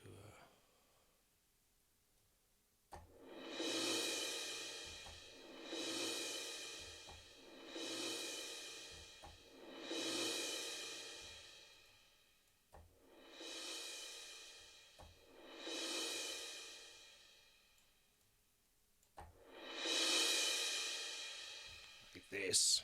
So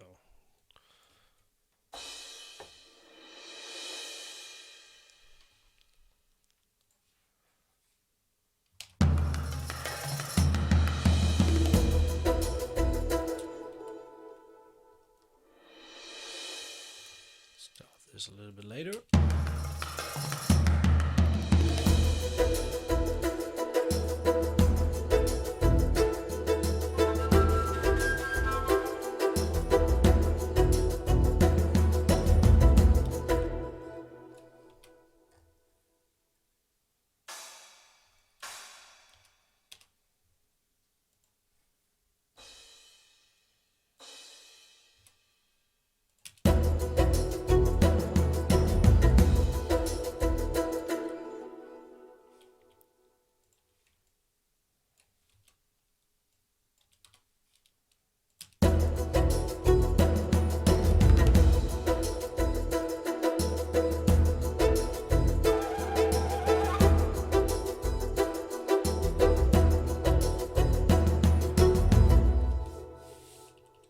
So, the thing is, what we're going to do with it.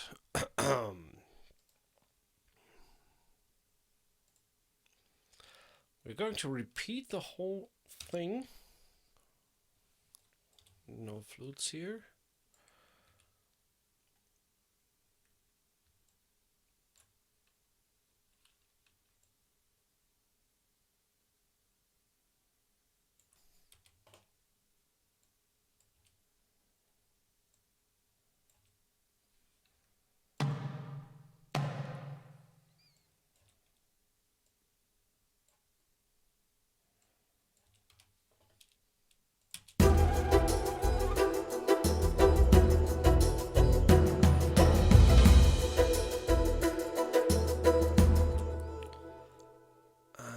One thing, I'm going to duplicate the 2-pound solo here.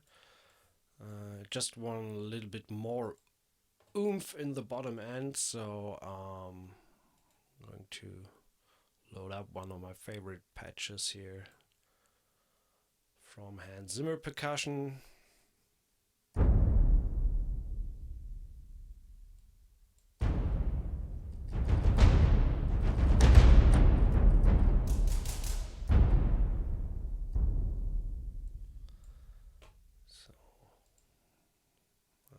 We can put that here.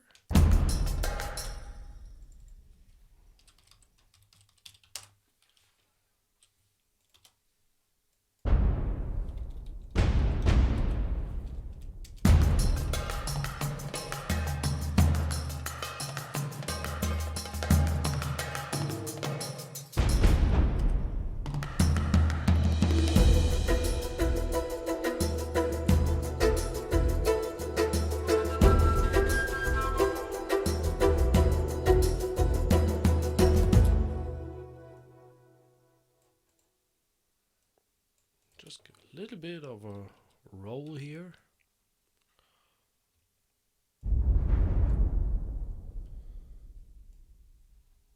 Okay, got modulation already.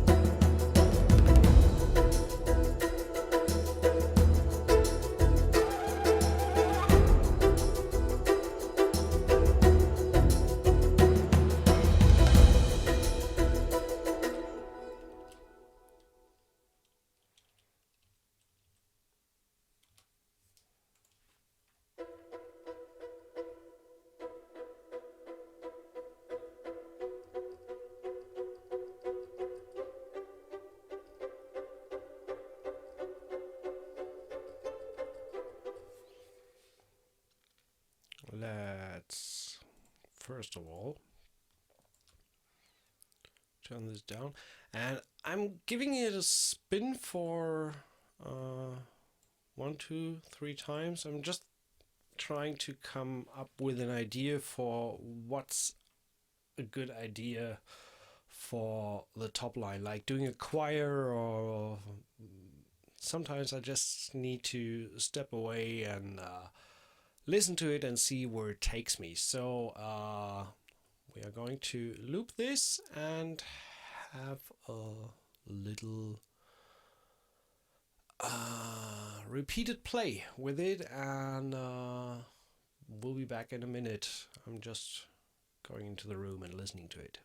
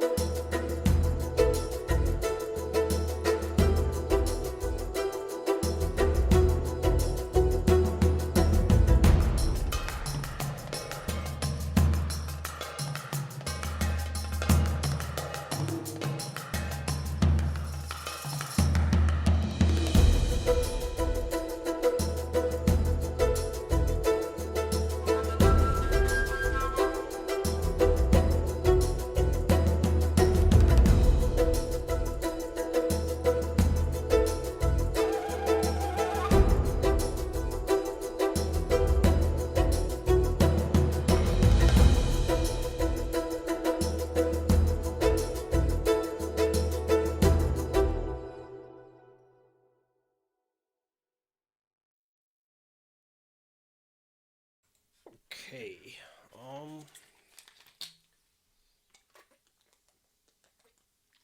Sorry, I forgot to mute the mic. Let's turn off the monitors.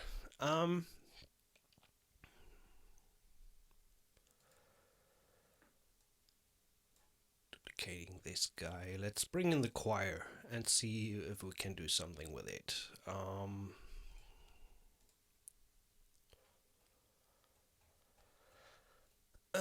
So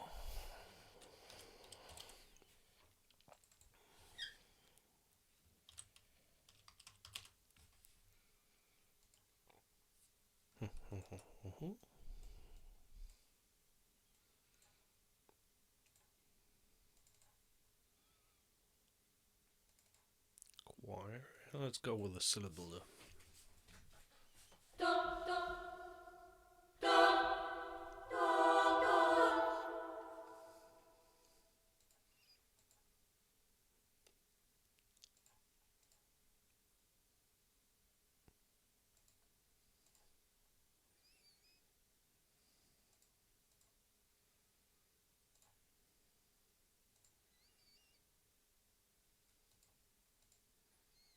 So.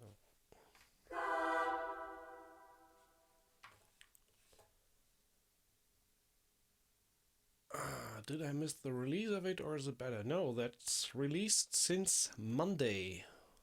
I posted the link in the very beginning of the chat window. If you just scroll up, you can find it there.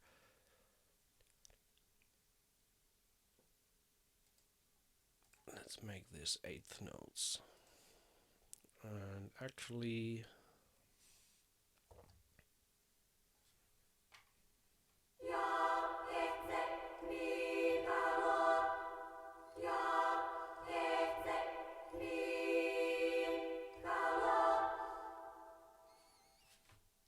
Okay, not combine this. Just need...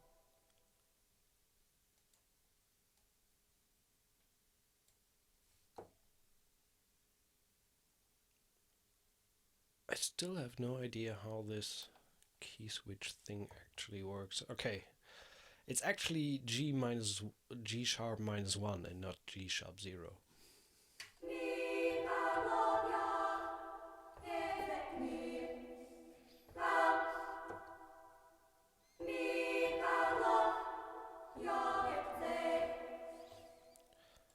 Just trying something here.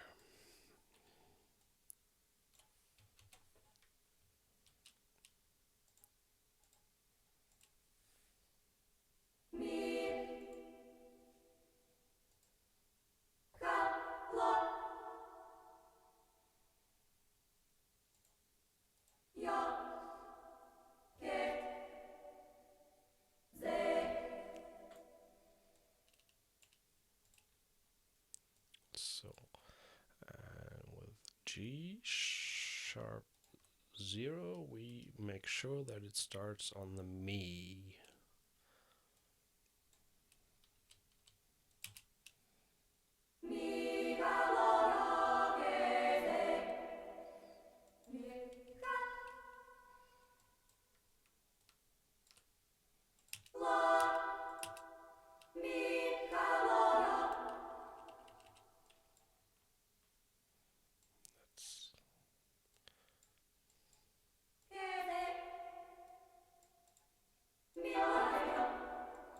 I think it's not velocity sensitive. It reacts to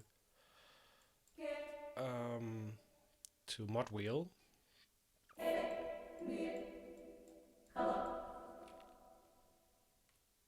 So let's draw in a little bit of modulation.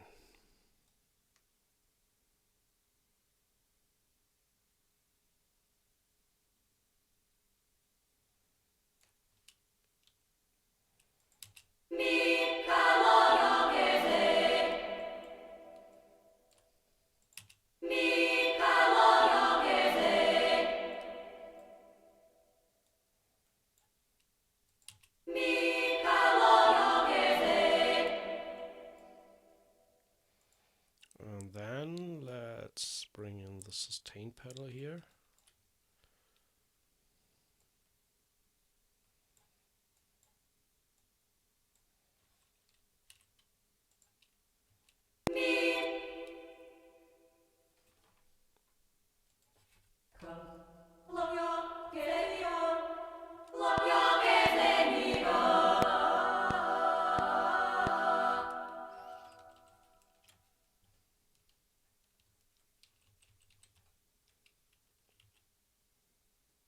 Oh, it actually put it over there.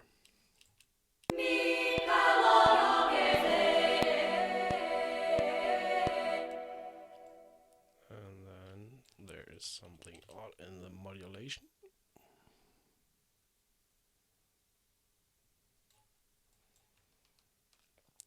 So let's see how this actually sounds together.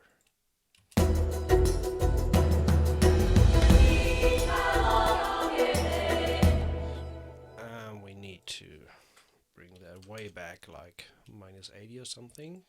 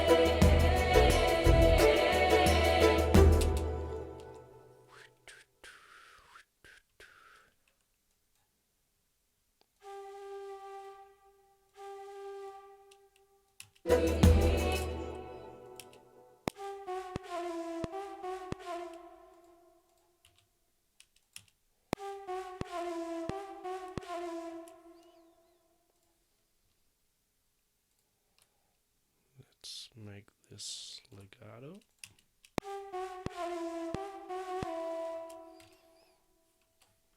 And make it more audible, octave up.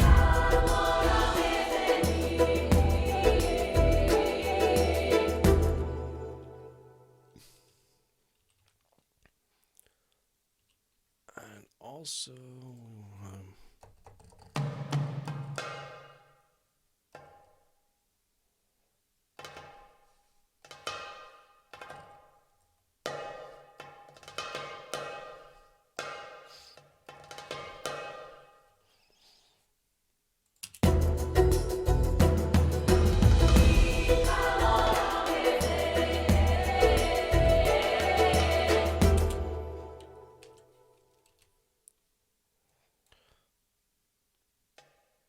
trying to let the roll there like I played it, and just do a little bit of quantizing.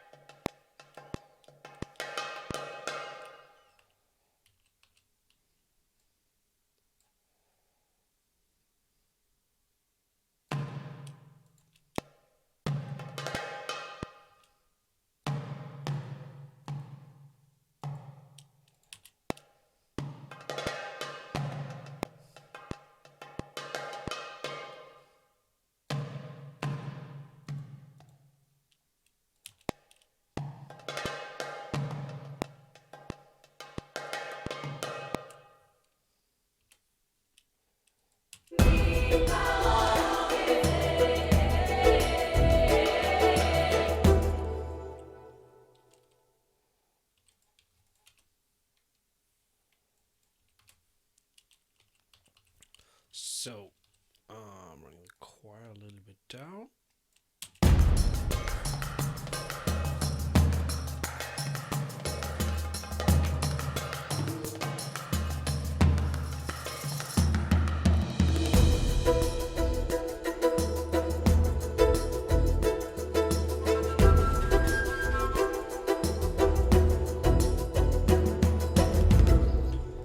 We can add a little bit more flavor here in the beginning with, I think, with a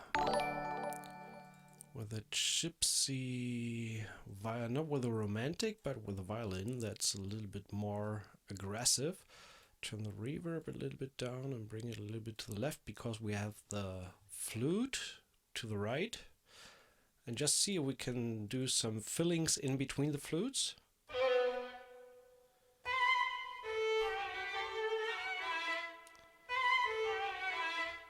Actually, can keep the reverb as is.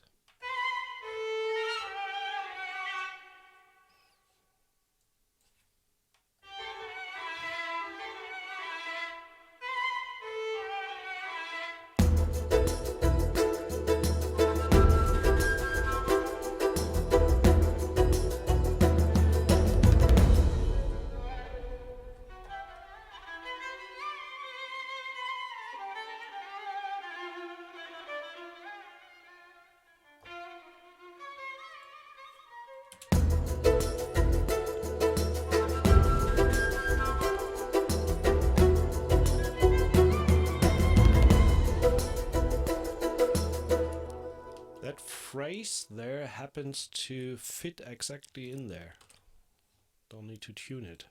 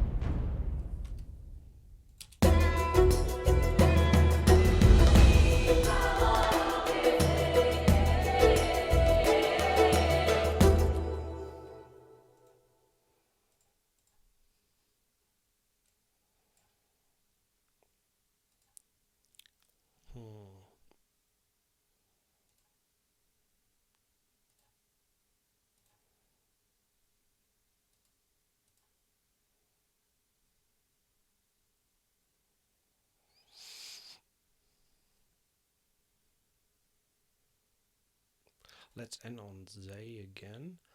And this guy is go 2, 4, 6, so this is 7.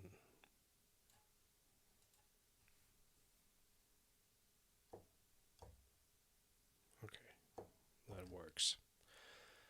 So now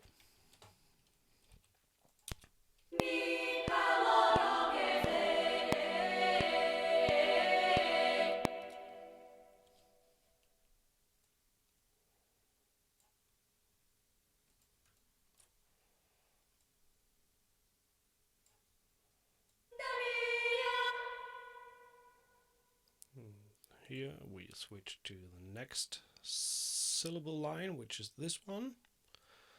I mean, it would jump to this one automatically when I lift the sustain pedal there, but I just want to make sure that whenever we start here, we get to the same point in the syllable.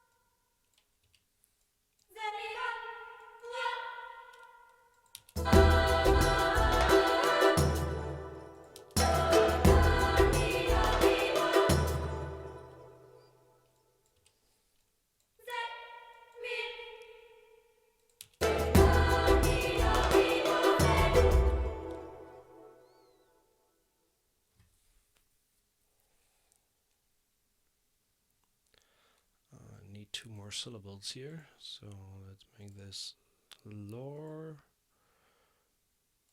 t say. Okay.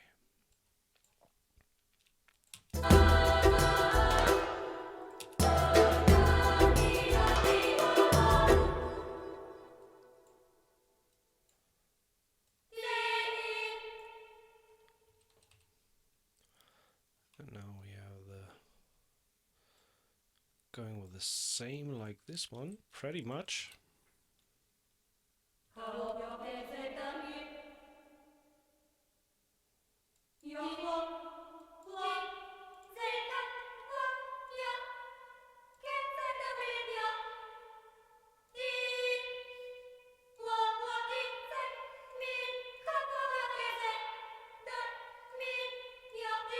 Let's make this half tone there.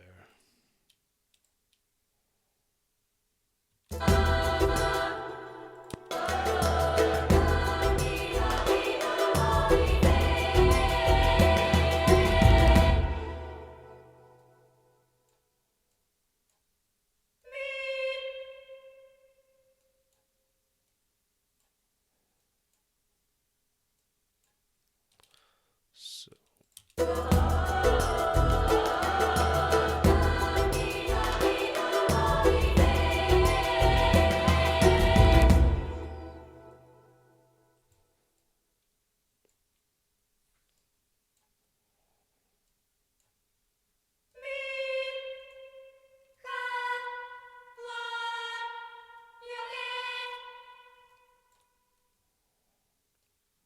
let's make it like this. And then we need a little bit more modulation stuff going on. Copy that from the first bar.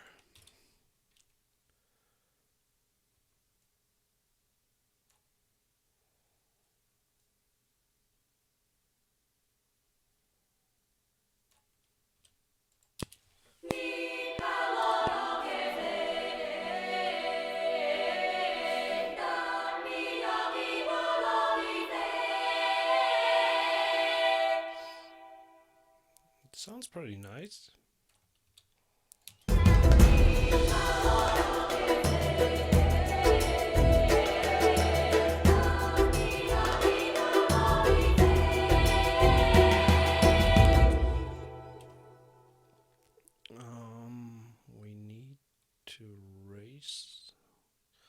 volume here a little bit and make this a bit smoother.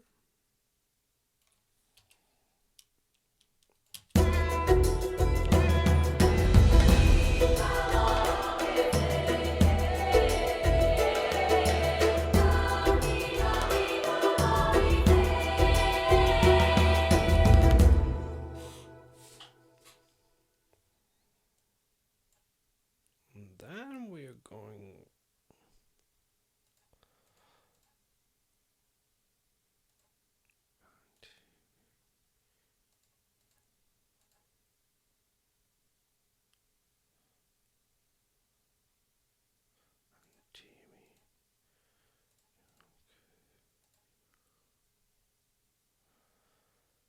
going to repeat for 1, 2, 3, 4, 5, 6. And so this one is actually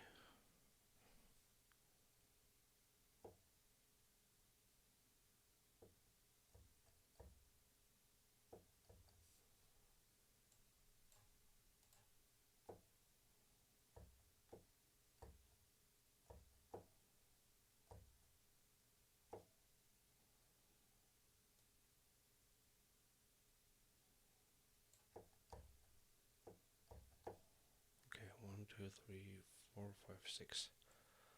That works. I'm just going to copy this guy over because I want to have the same phrasing, but we have the first one just as a offbeat.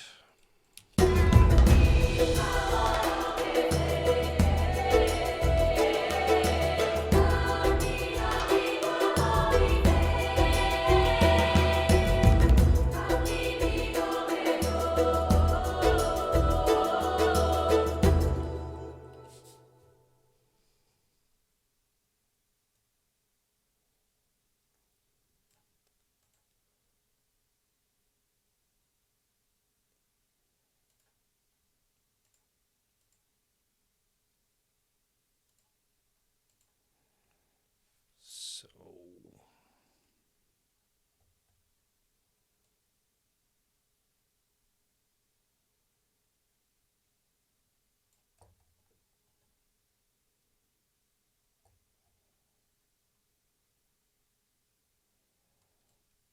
am I right here?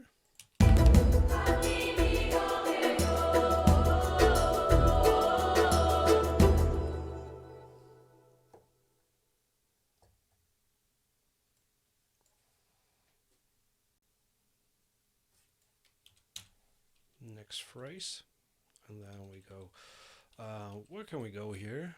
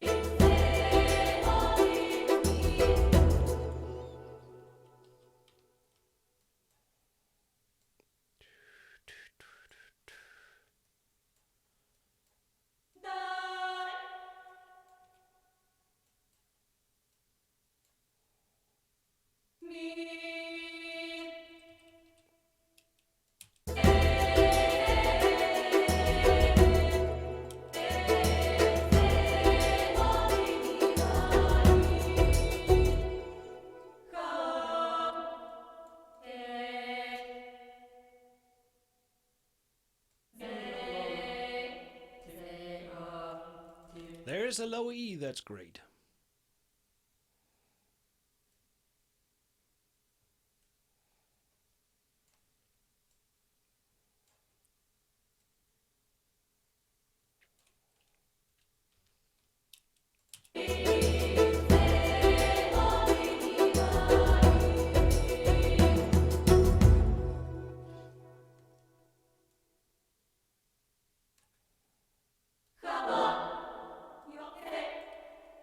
And one last thing that I want to do is just here on this guy.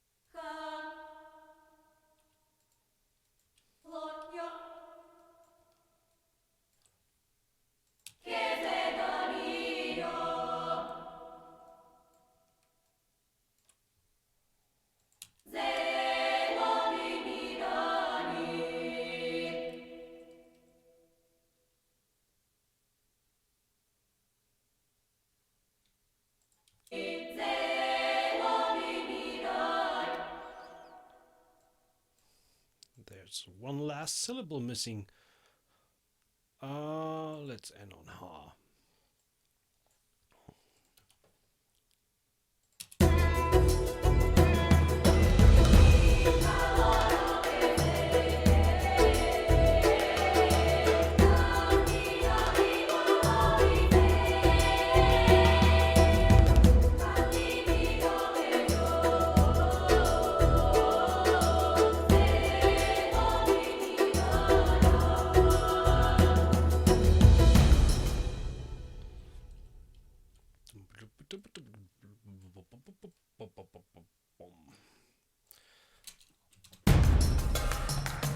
That's all we have so far.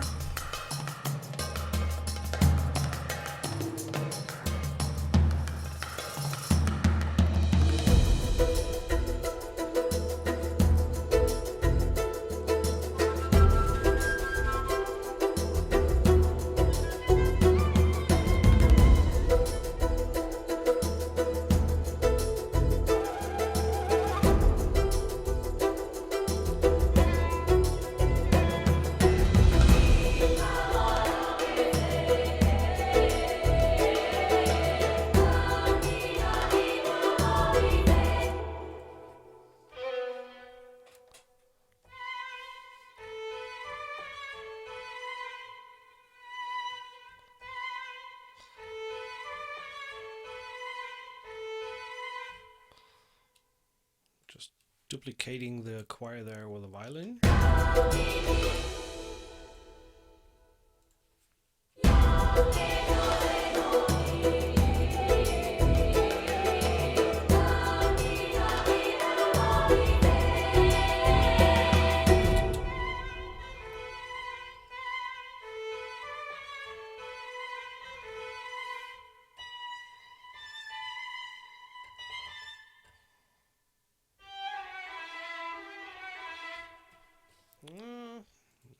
Let's try.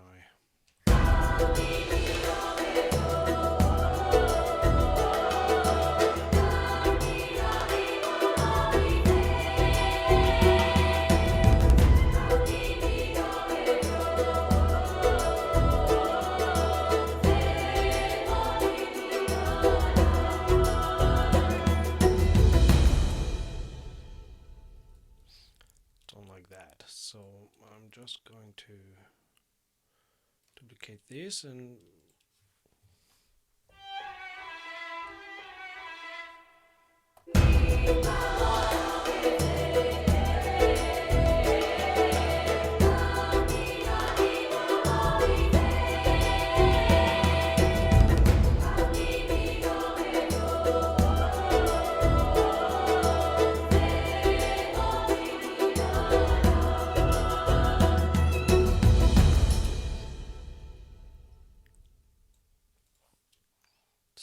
mute the choir. What I have in the instruments there is just kind of, yeah, not counter melodies, a little bit fillers.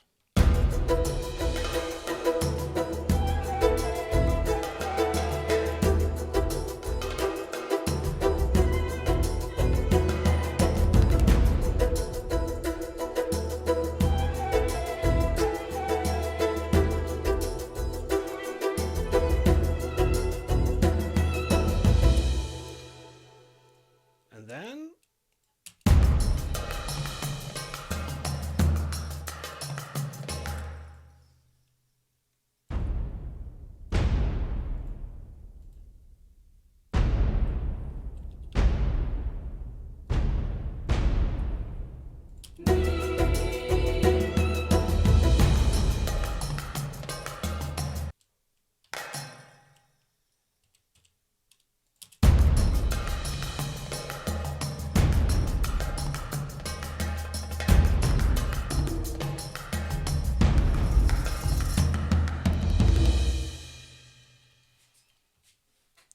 I think then we're just going on with a C part, with a B part, because that's A, and I think we're changing the key there, or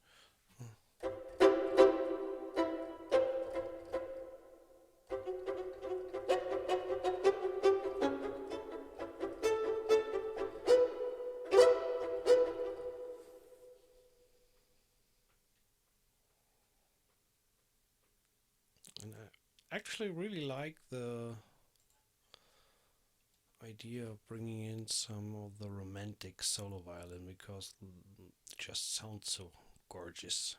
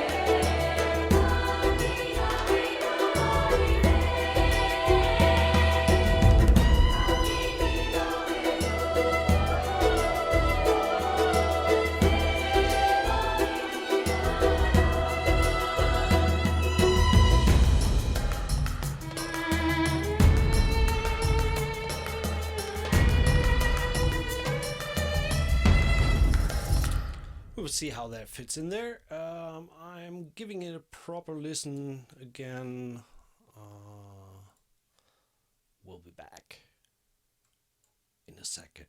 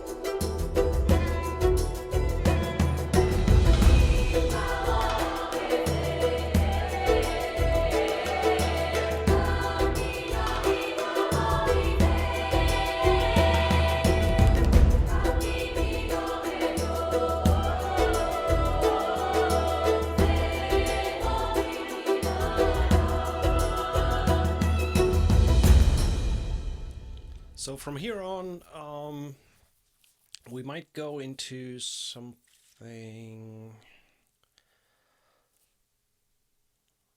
We haven't done any brass yet, so let's do this.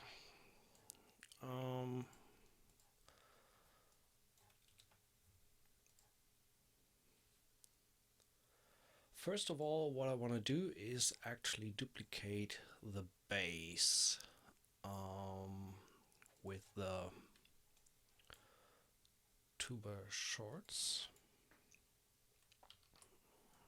Bring that down a little bit less reverb, and let's put this guy a little bit back in the room, a little bit to the right. So we got the tuba there.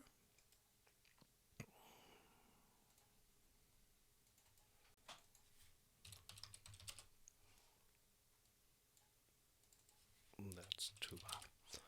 And we want to copy the bass there. And I need to move that up an octave, I think. So let's see how the bass sounds together with the tuba.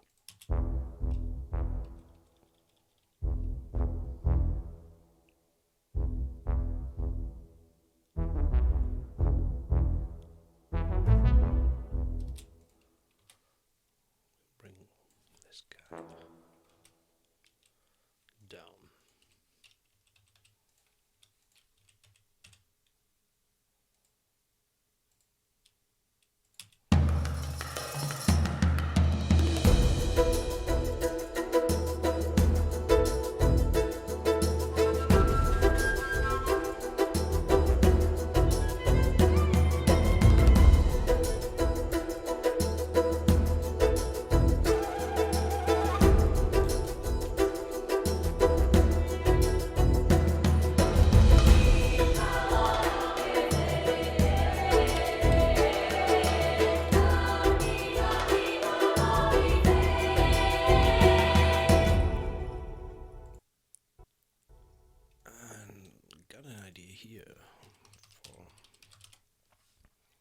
Just some slight offbeat with a trombone. Again, push them a little bit into the back.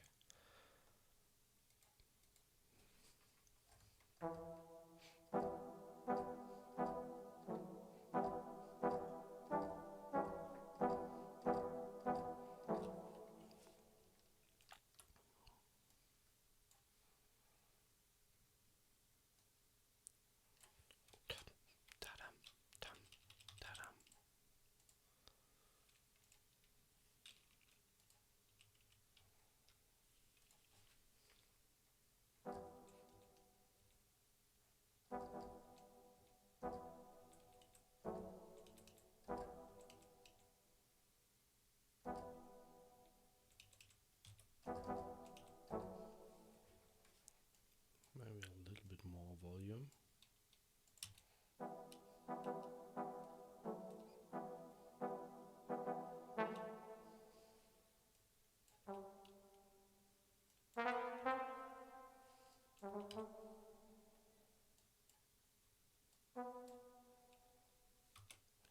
Let's check just the bass and the brass.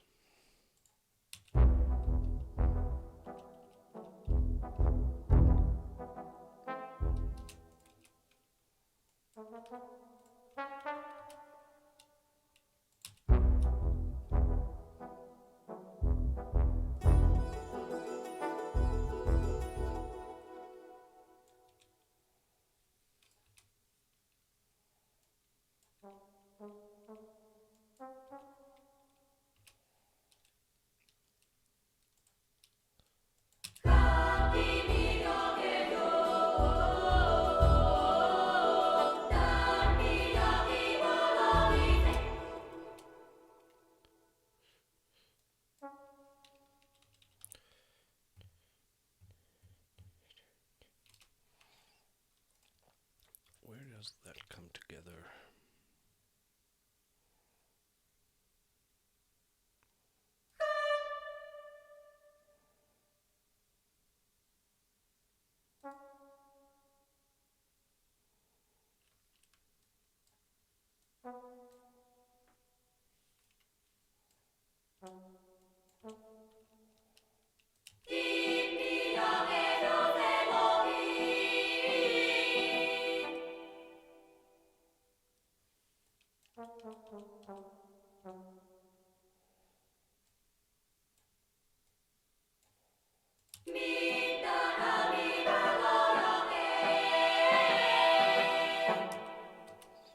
So overall, I think we can raise the volume a little bit to make them more audible.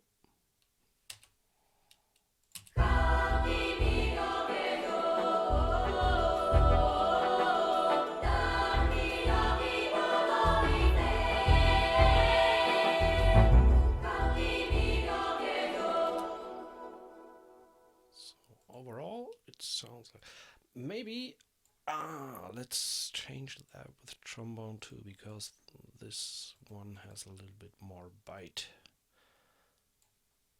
and should get through a little bit better.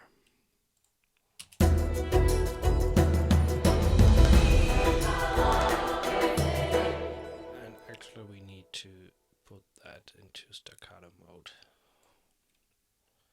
Just making sure here. So, did I do that on the tuba? No, I did not. Staccato as well.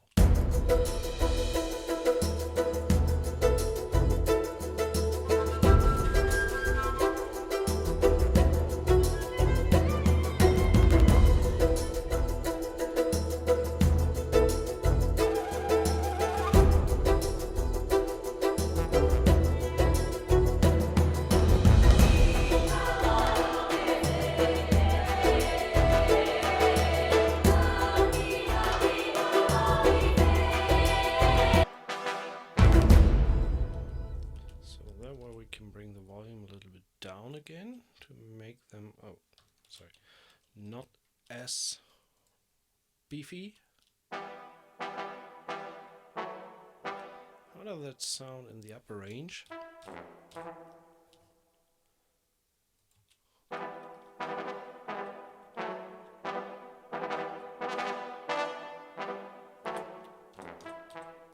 No, not right.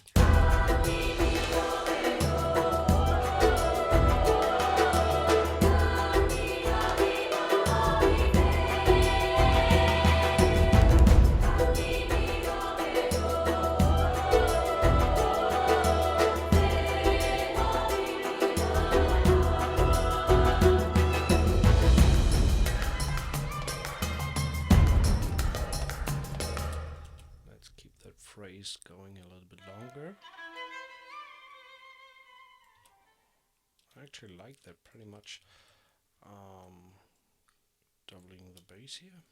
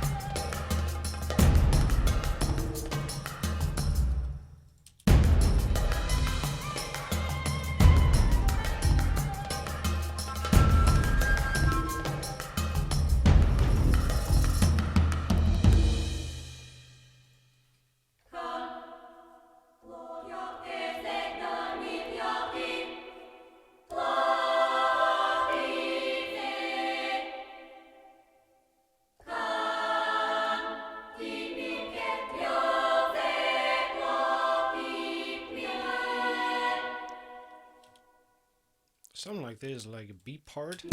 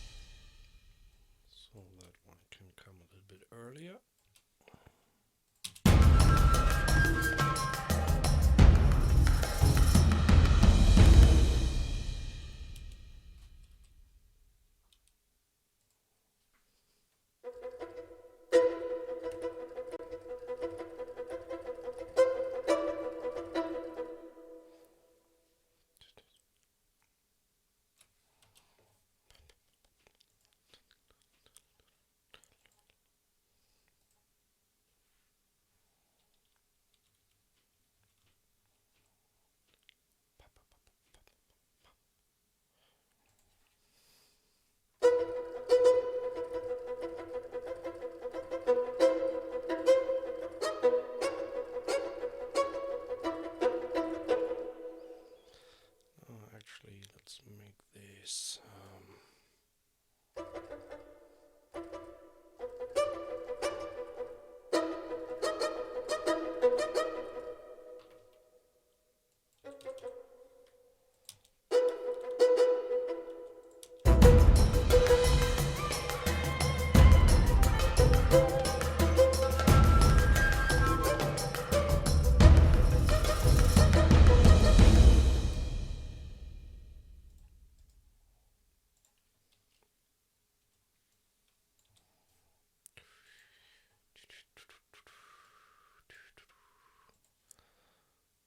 By the way, I'm just fiddling around here, or trying to come up this with something.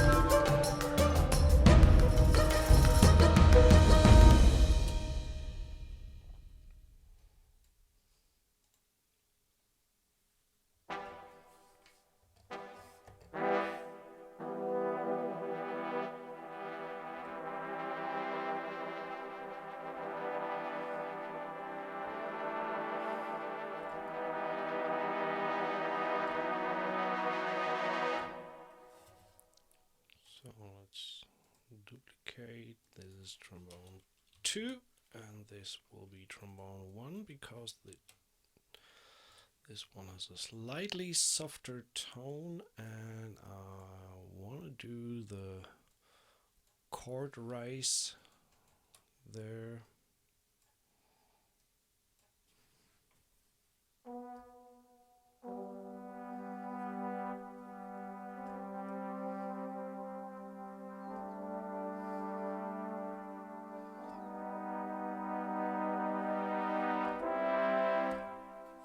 So we can end up on that C that I have in mind there.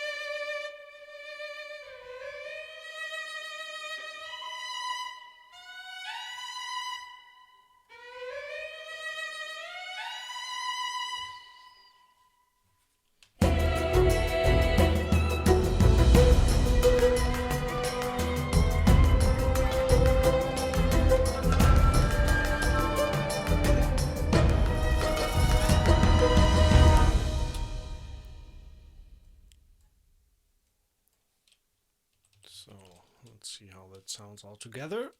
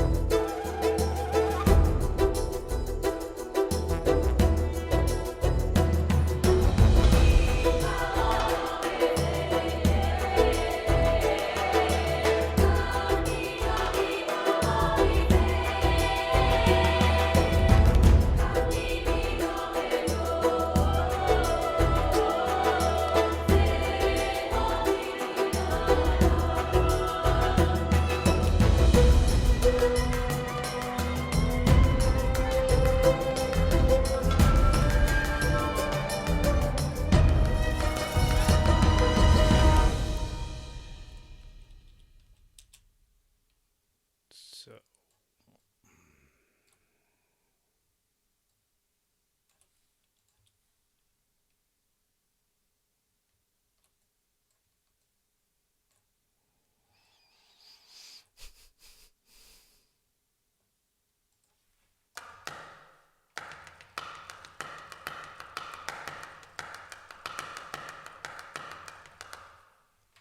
adding something like this on top here. And 16th.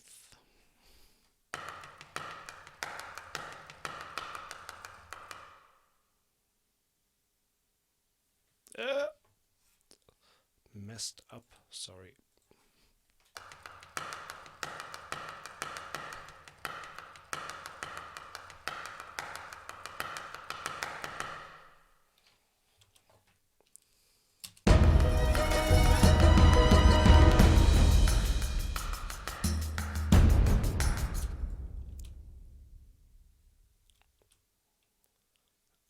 Maybe we do.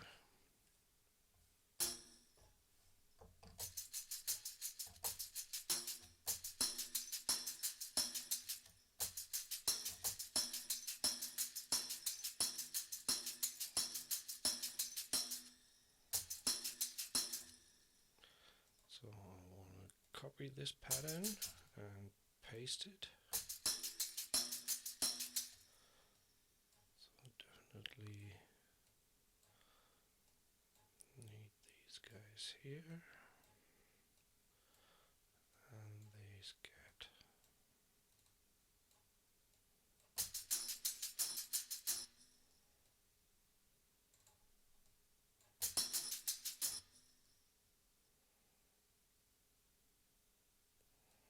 Nope, let's put it there and there.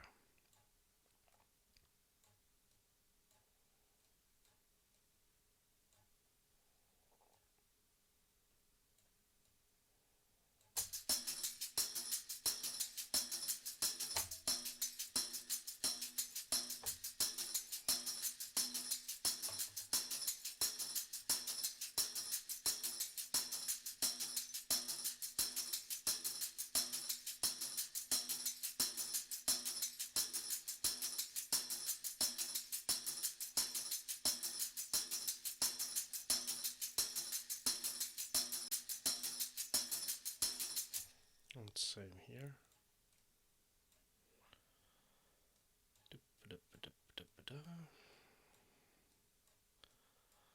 Just need more rhythm for the last part there.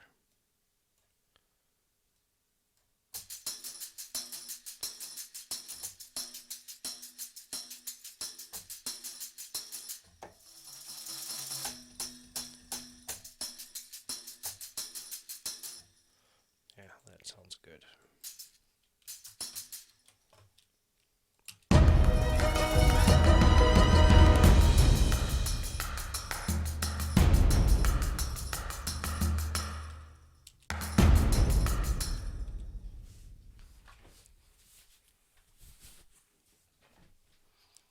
So then what can we do here? I think we can, first of all, in this party we can keep going with the texture.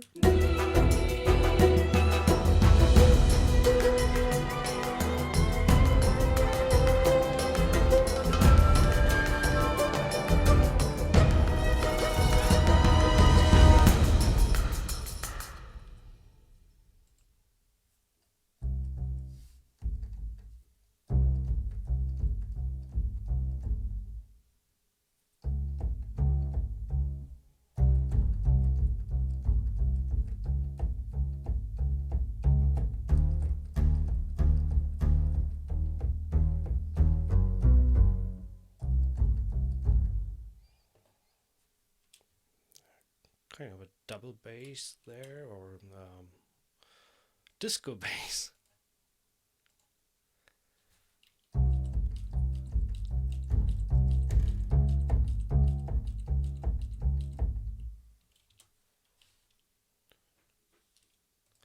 Actually, that needs to be like this.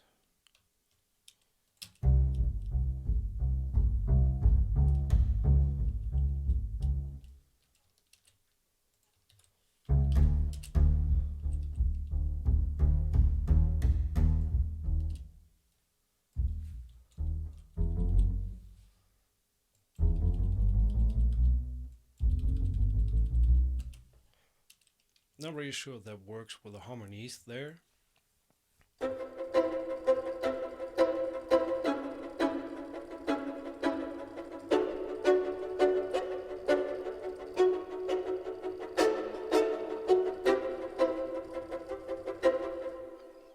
Let's try this.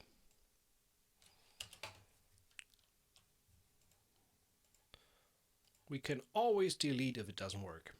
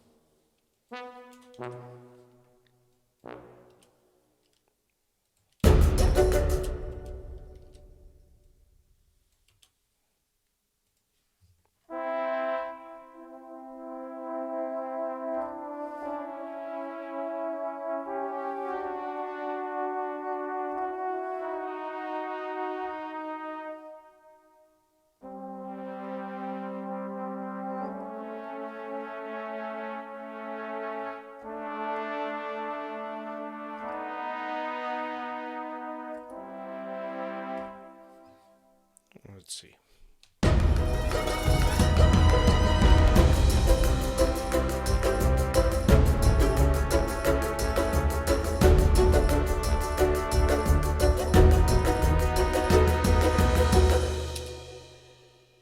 So we got this.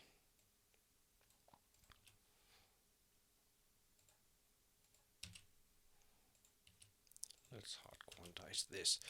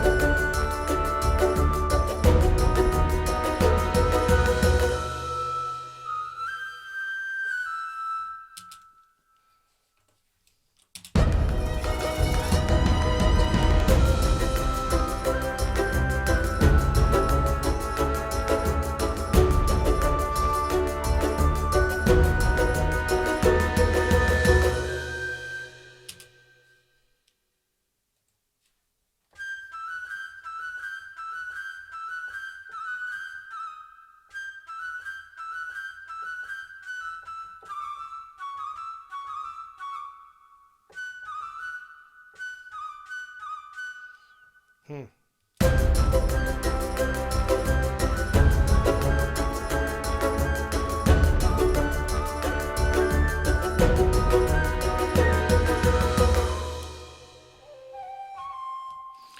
Let's do the choir first.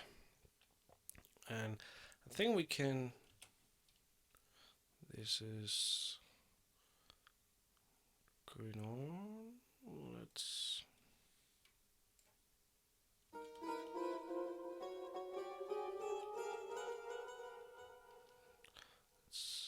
make it more open.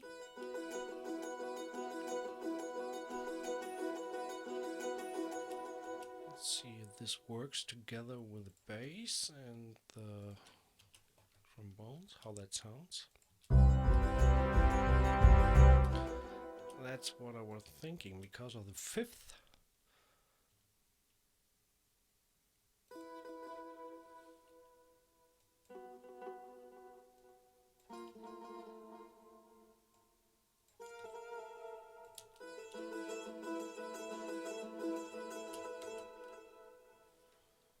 See how that sounds.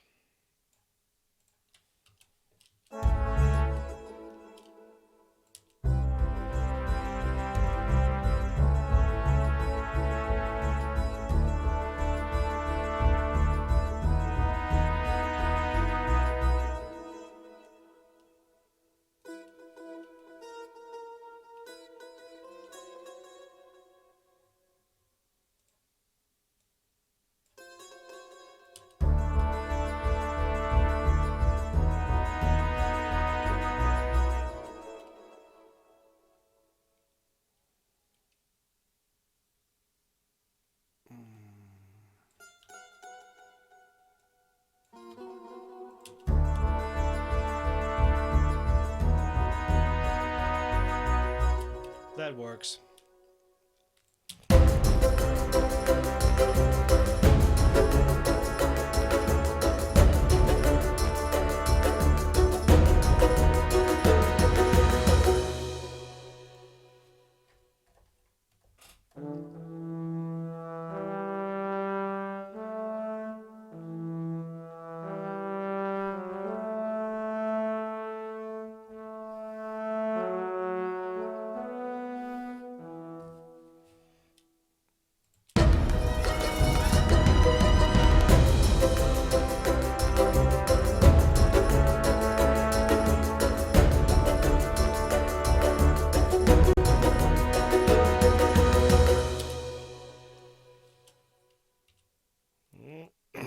Sorry.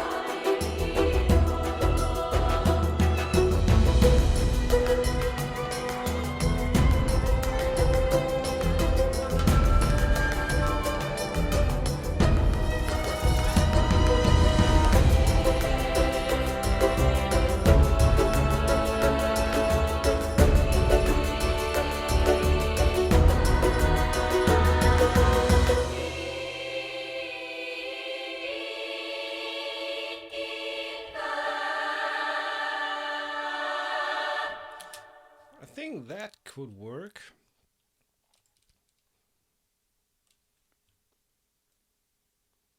So first we want to make sure we jump back to the very first syllables.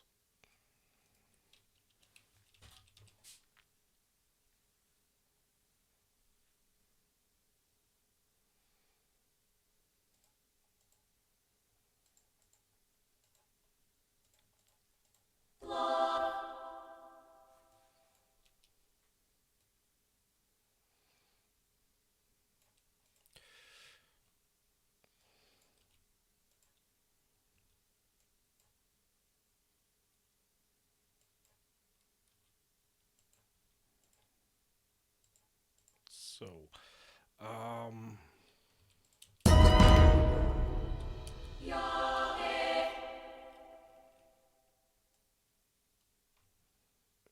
we need sustain pedal because I want to have phrasing there.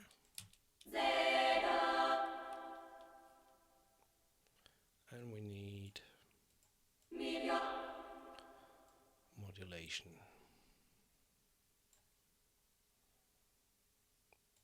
Modulation, please. So,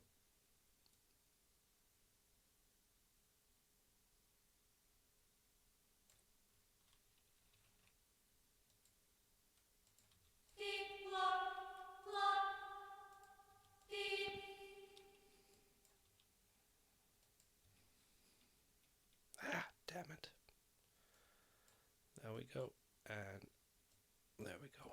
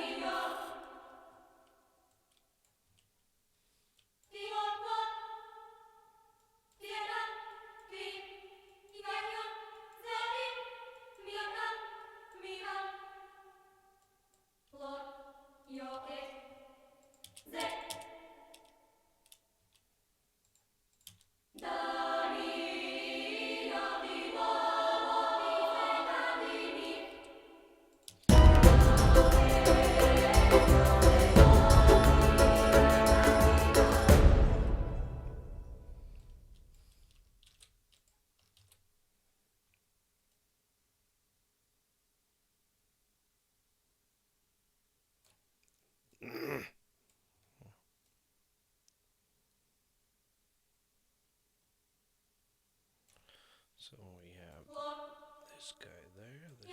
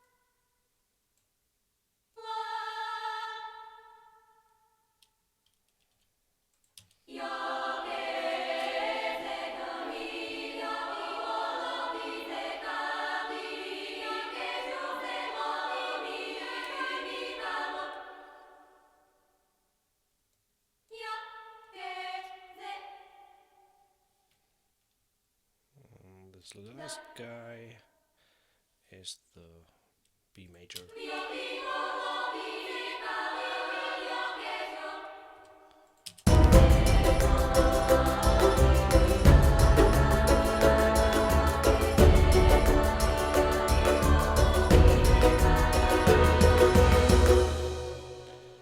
I'm not really sure whether I like this part, to be honest.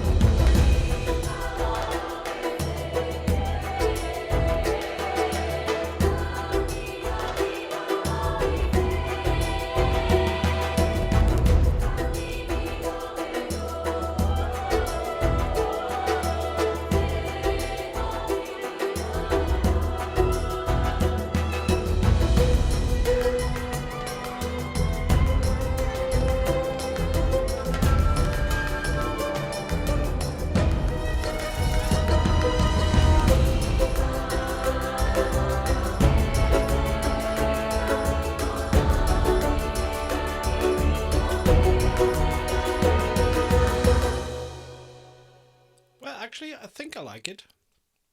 I can just duplicate that stuff here and try to build from there. So we're going to...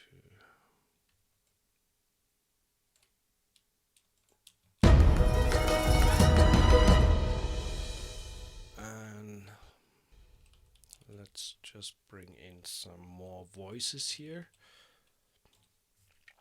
So we load up the legato patch.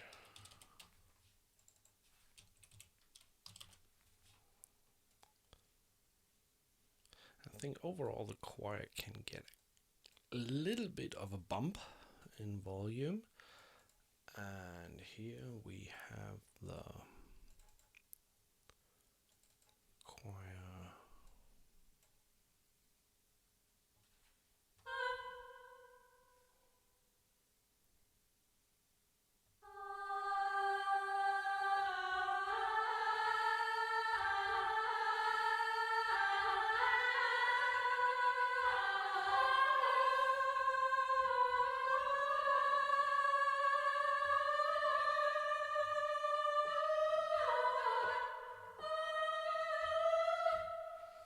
Let's see how that works on top.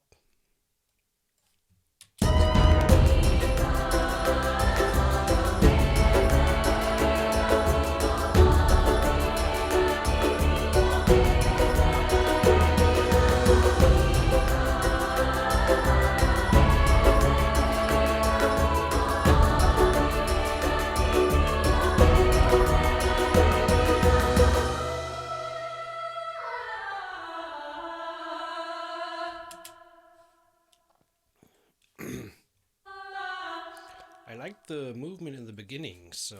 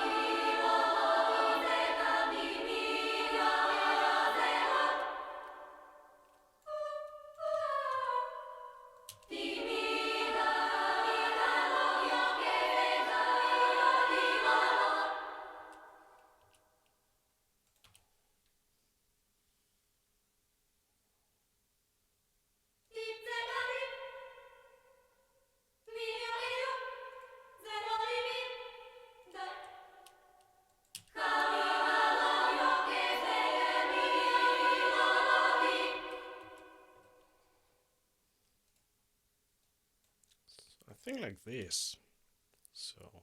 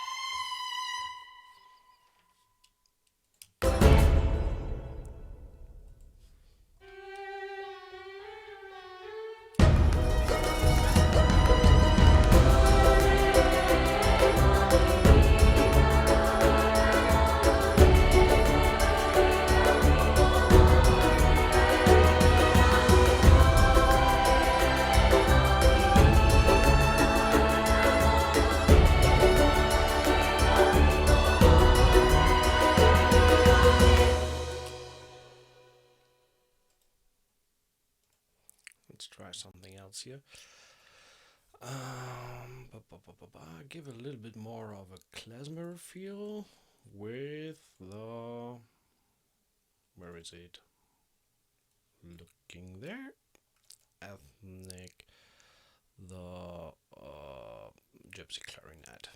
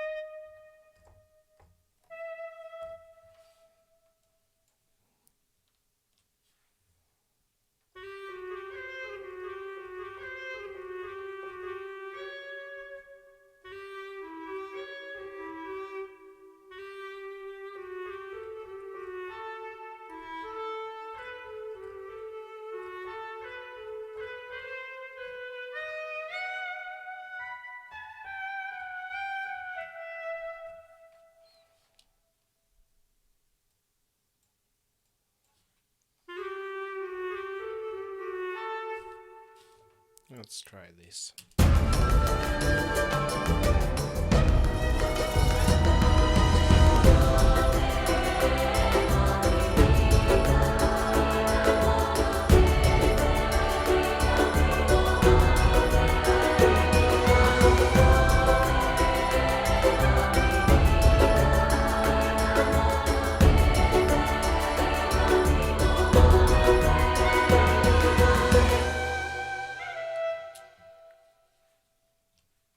Not sure. Lot of counter movement there, but overall I think we're crowding everything too much already.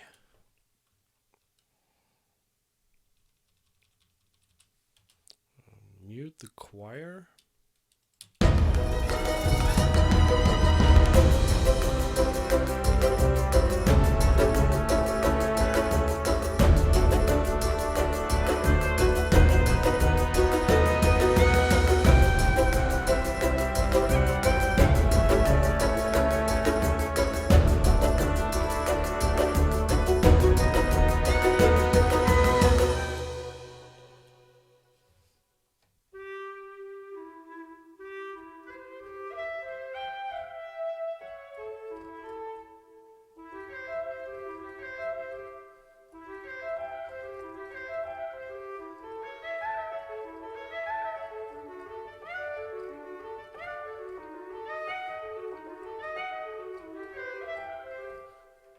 That might work in the background.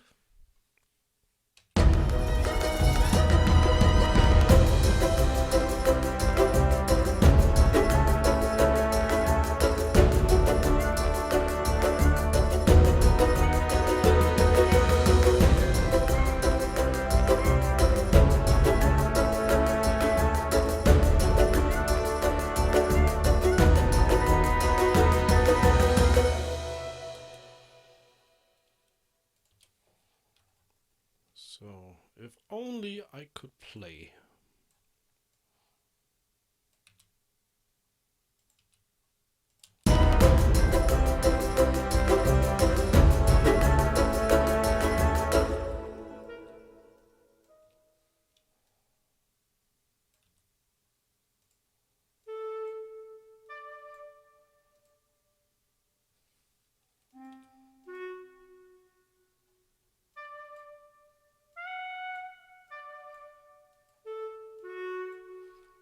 In between, it sounds like a soprano saxophone from Kenny G or something like that.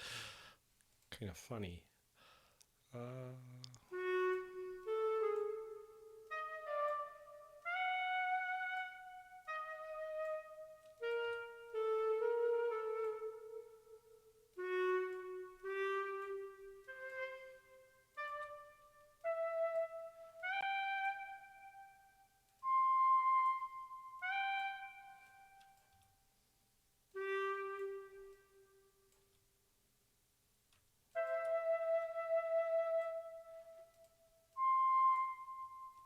So in solo, it sounds like this.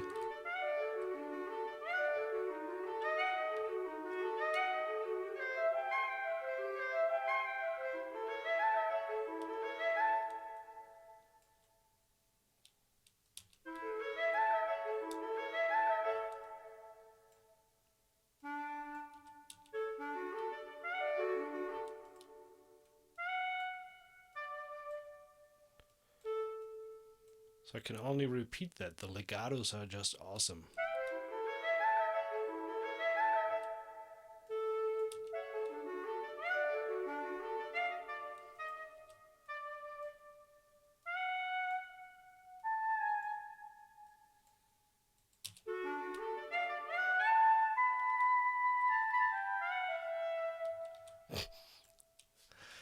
Reminds me of the break in the Simpsons theme where Lisa is doing the saxophone stuff.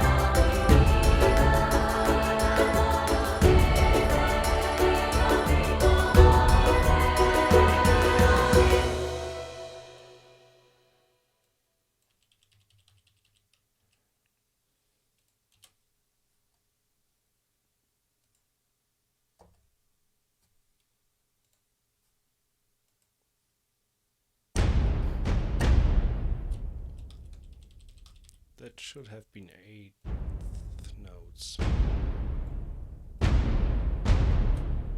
Dum dum dum dum.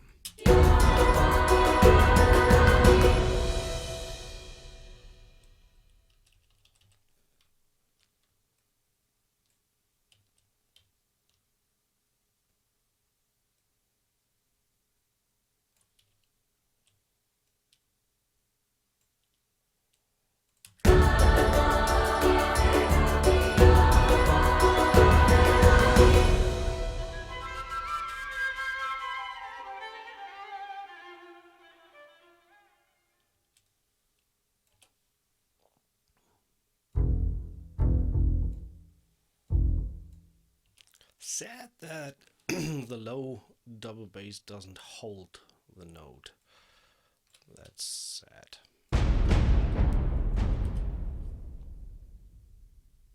But we can do that in the tuba.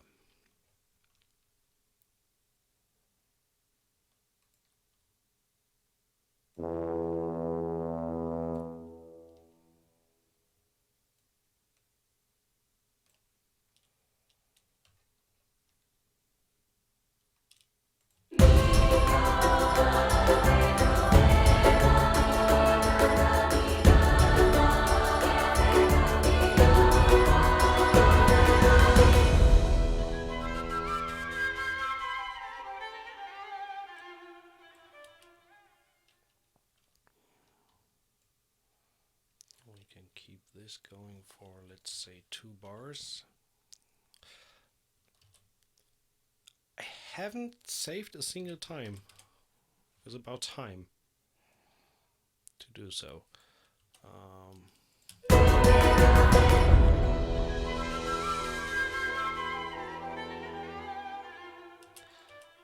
definitely shorten the violin here.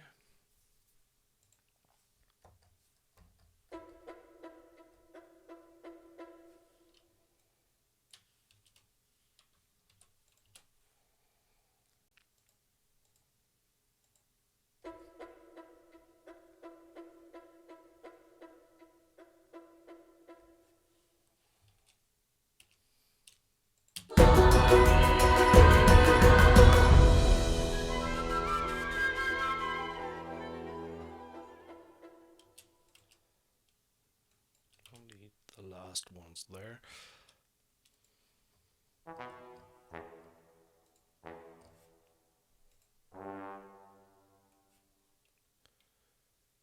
Hey Chris, nice to see you. Long time no see.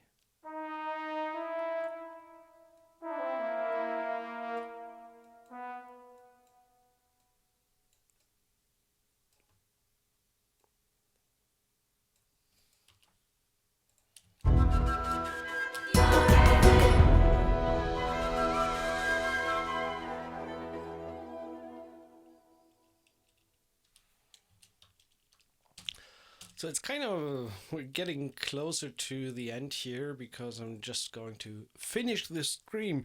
Um, I see this as an idea for a Q start. The ending is. I need to listen to it a few times more, and maybe you could. Obviously, you could add stuff to it, but overall, I think it's a great representation of. And I limited myself to pretty much using only the library, besides a few add-ons. Um, it's even greater when you incorporate that into orchestral works and things like that. So I could have loaded extra strings and beef it all up, but I wanted to work with pretty much the ethnic orchestra on its own. And let's see. That's what we came up with today.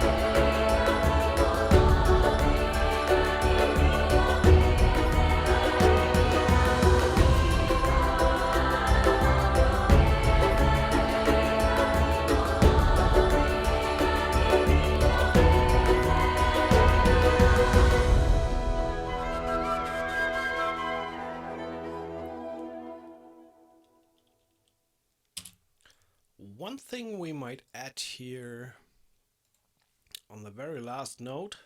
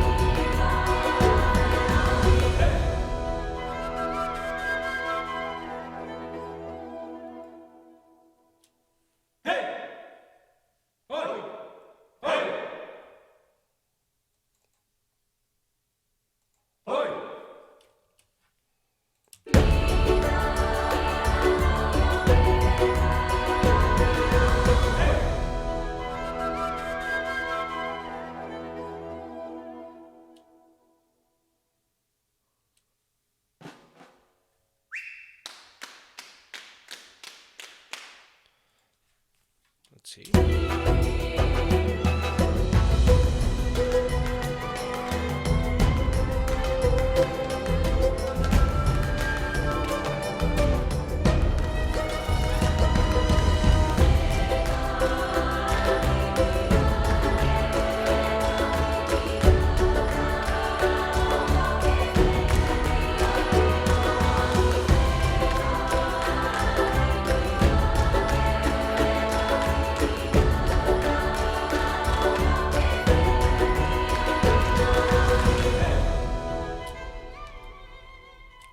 Just bring in some flavor there.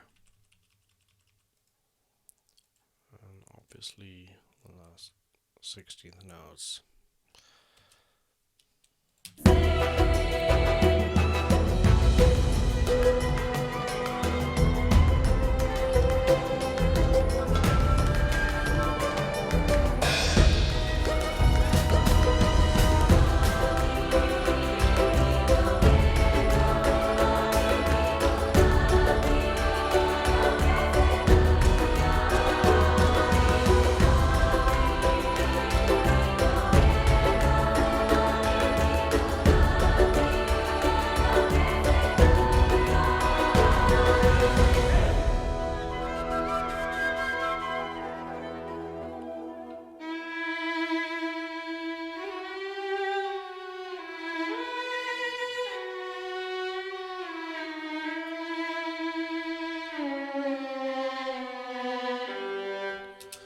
So, I think that should wrap it up.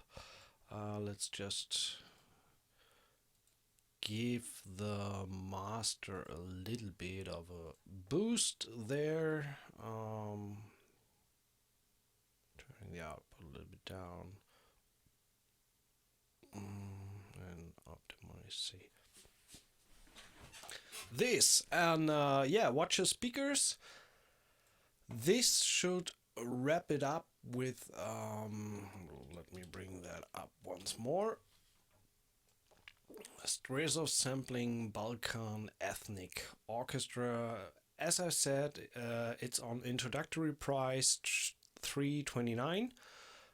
Goes to $3.99 on January 8th. And yeah, head over, grab it while it's hot. And I personally think that it is an amazing library that fits in a wide range of styles, not necessarily all ethnic and only Eastern Europe or Middle Eastern flavor, but really in a bunch of different settings. Even the Balkan band percussion, like the claps and the stomps and stuff like that, that could work in any other track as well. And there's a bunch of cool stuff in there. So without further ado, that's the track for today. Enjoy Ethnic Balkan Orchestra and see you next time. Bye bye.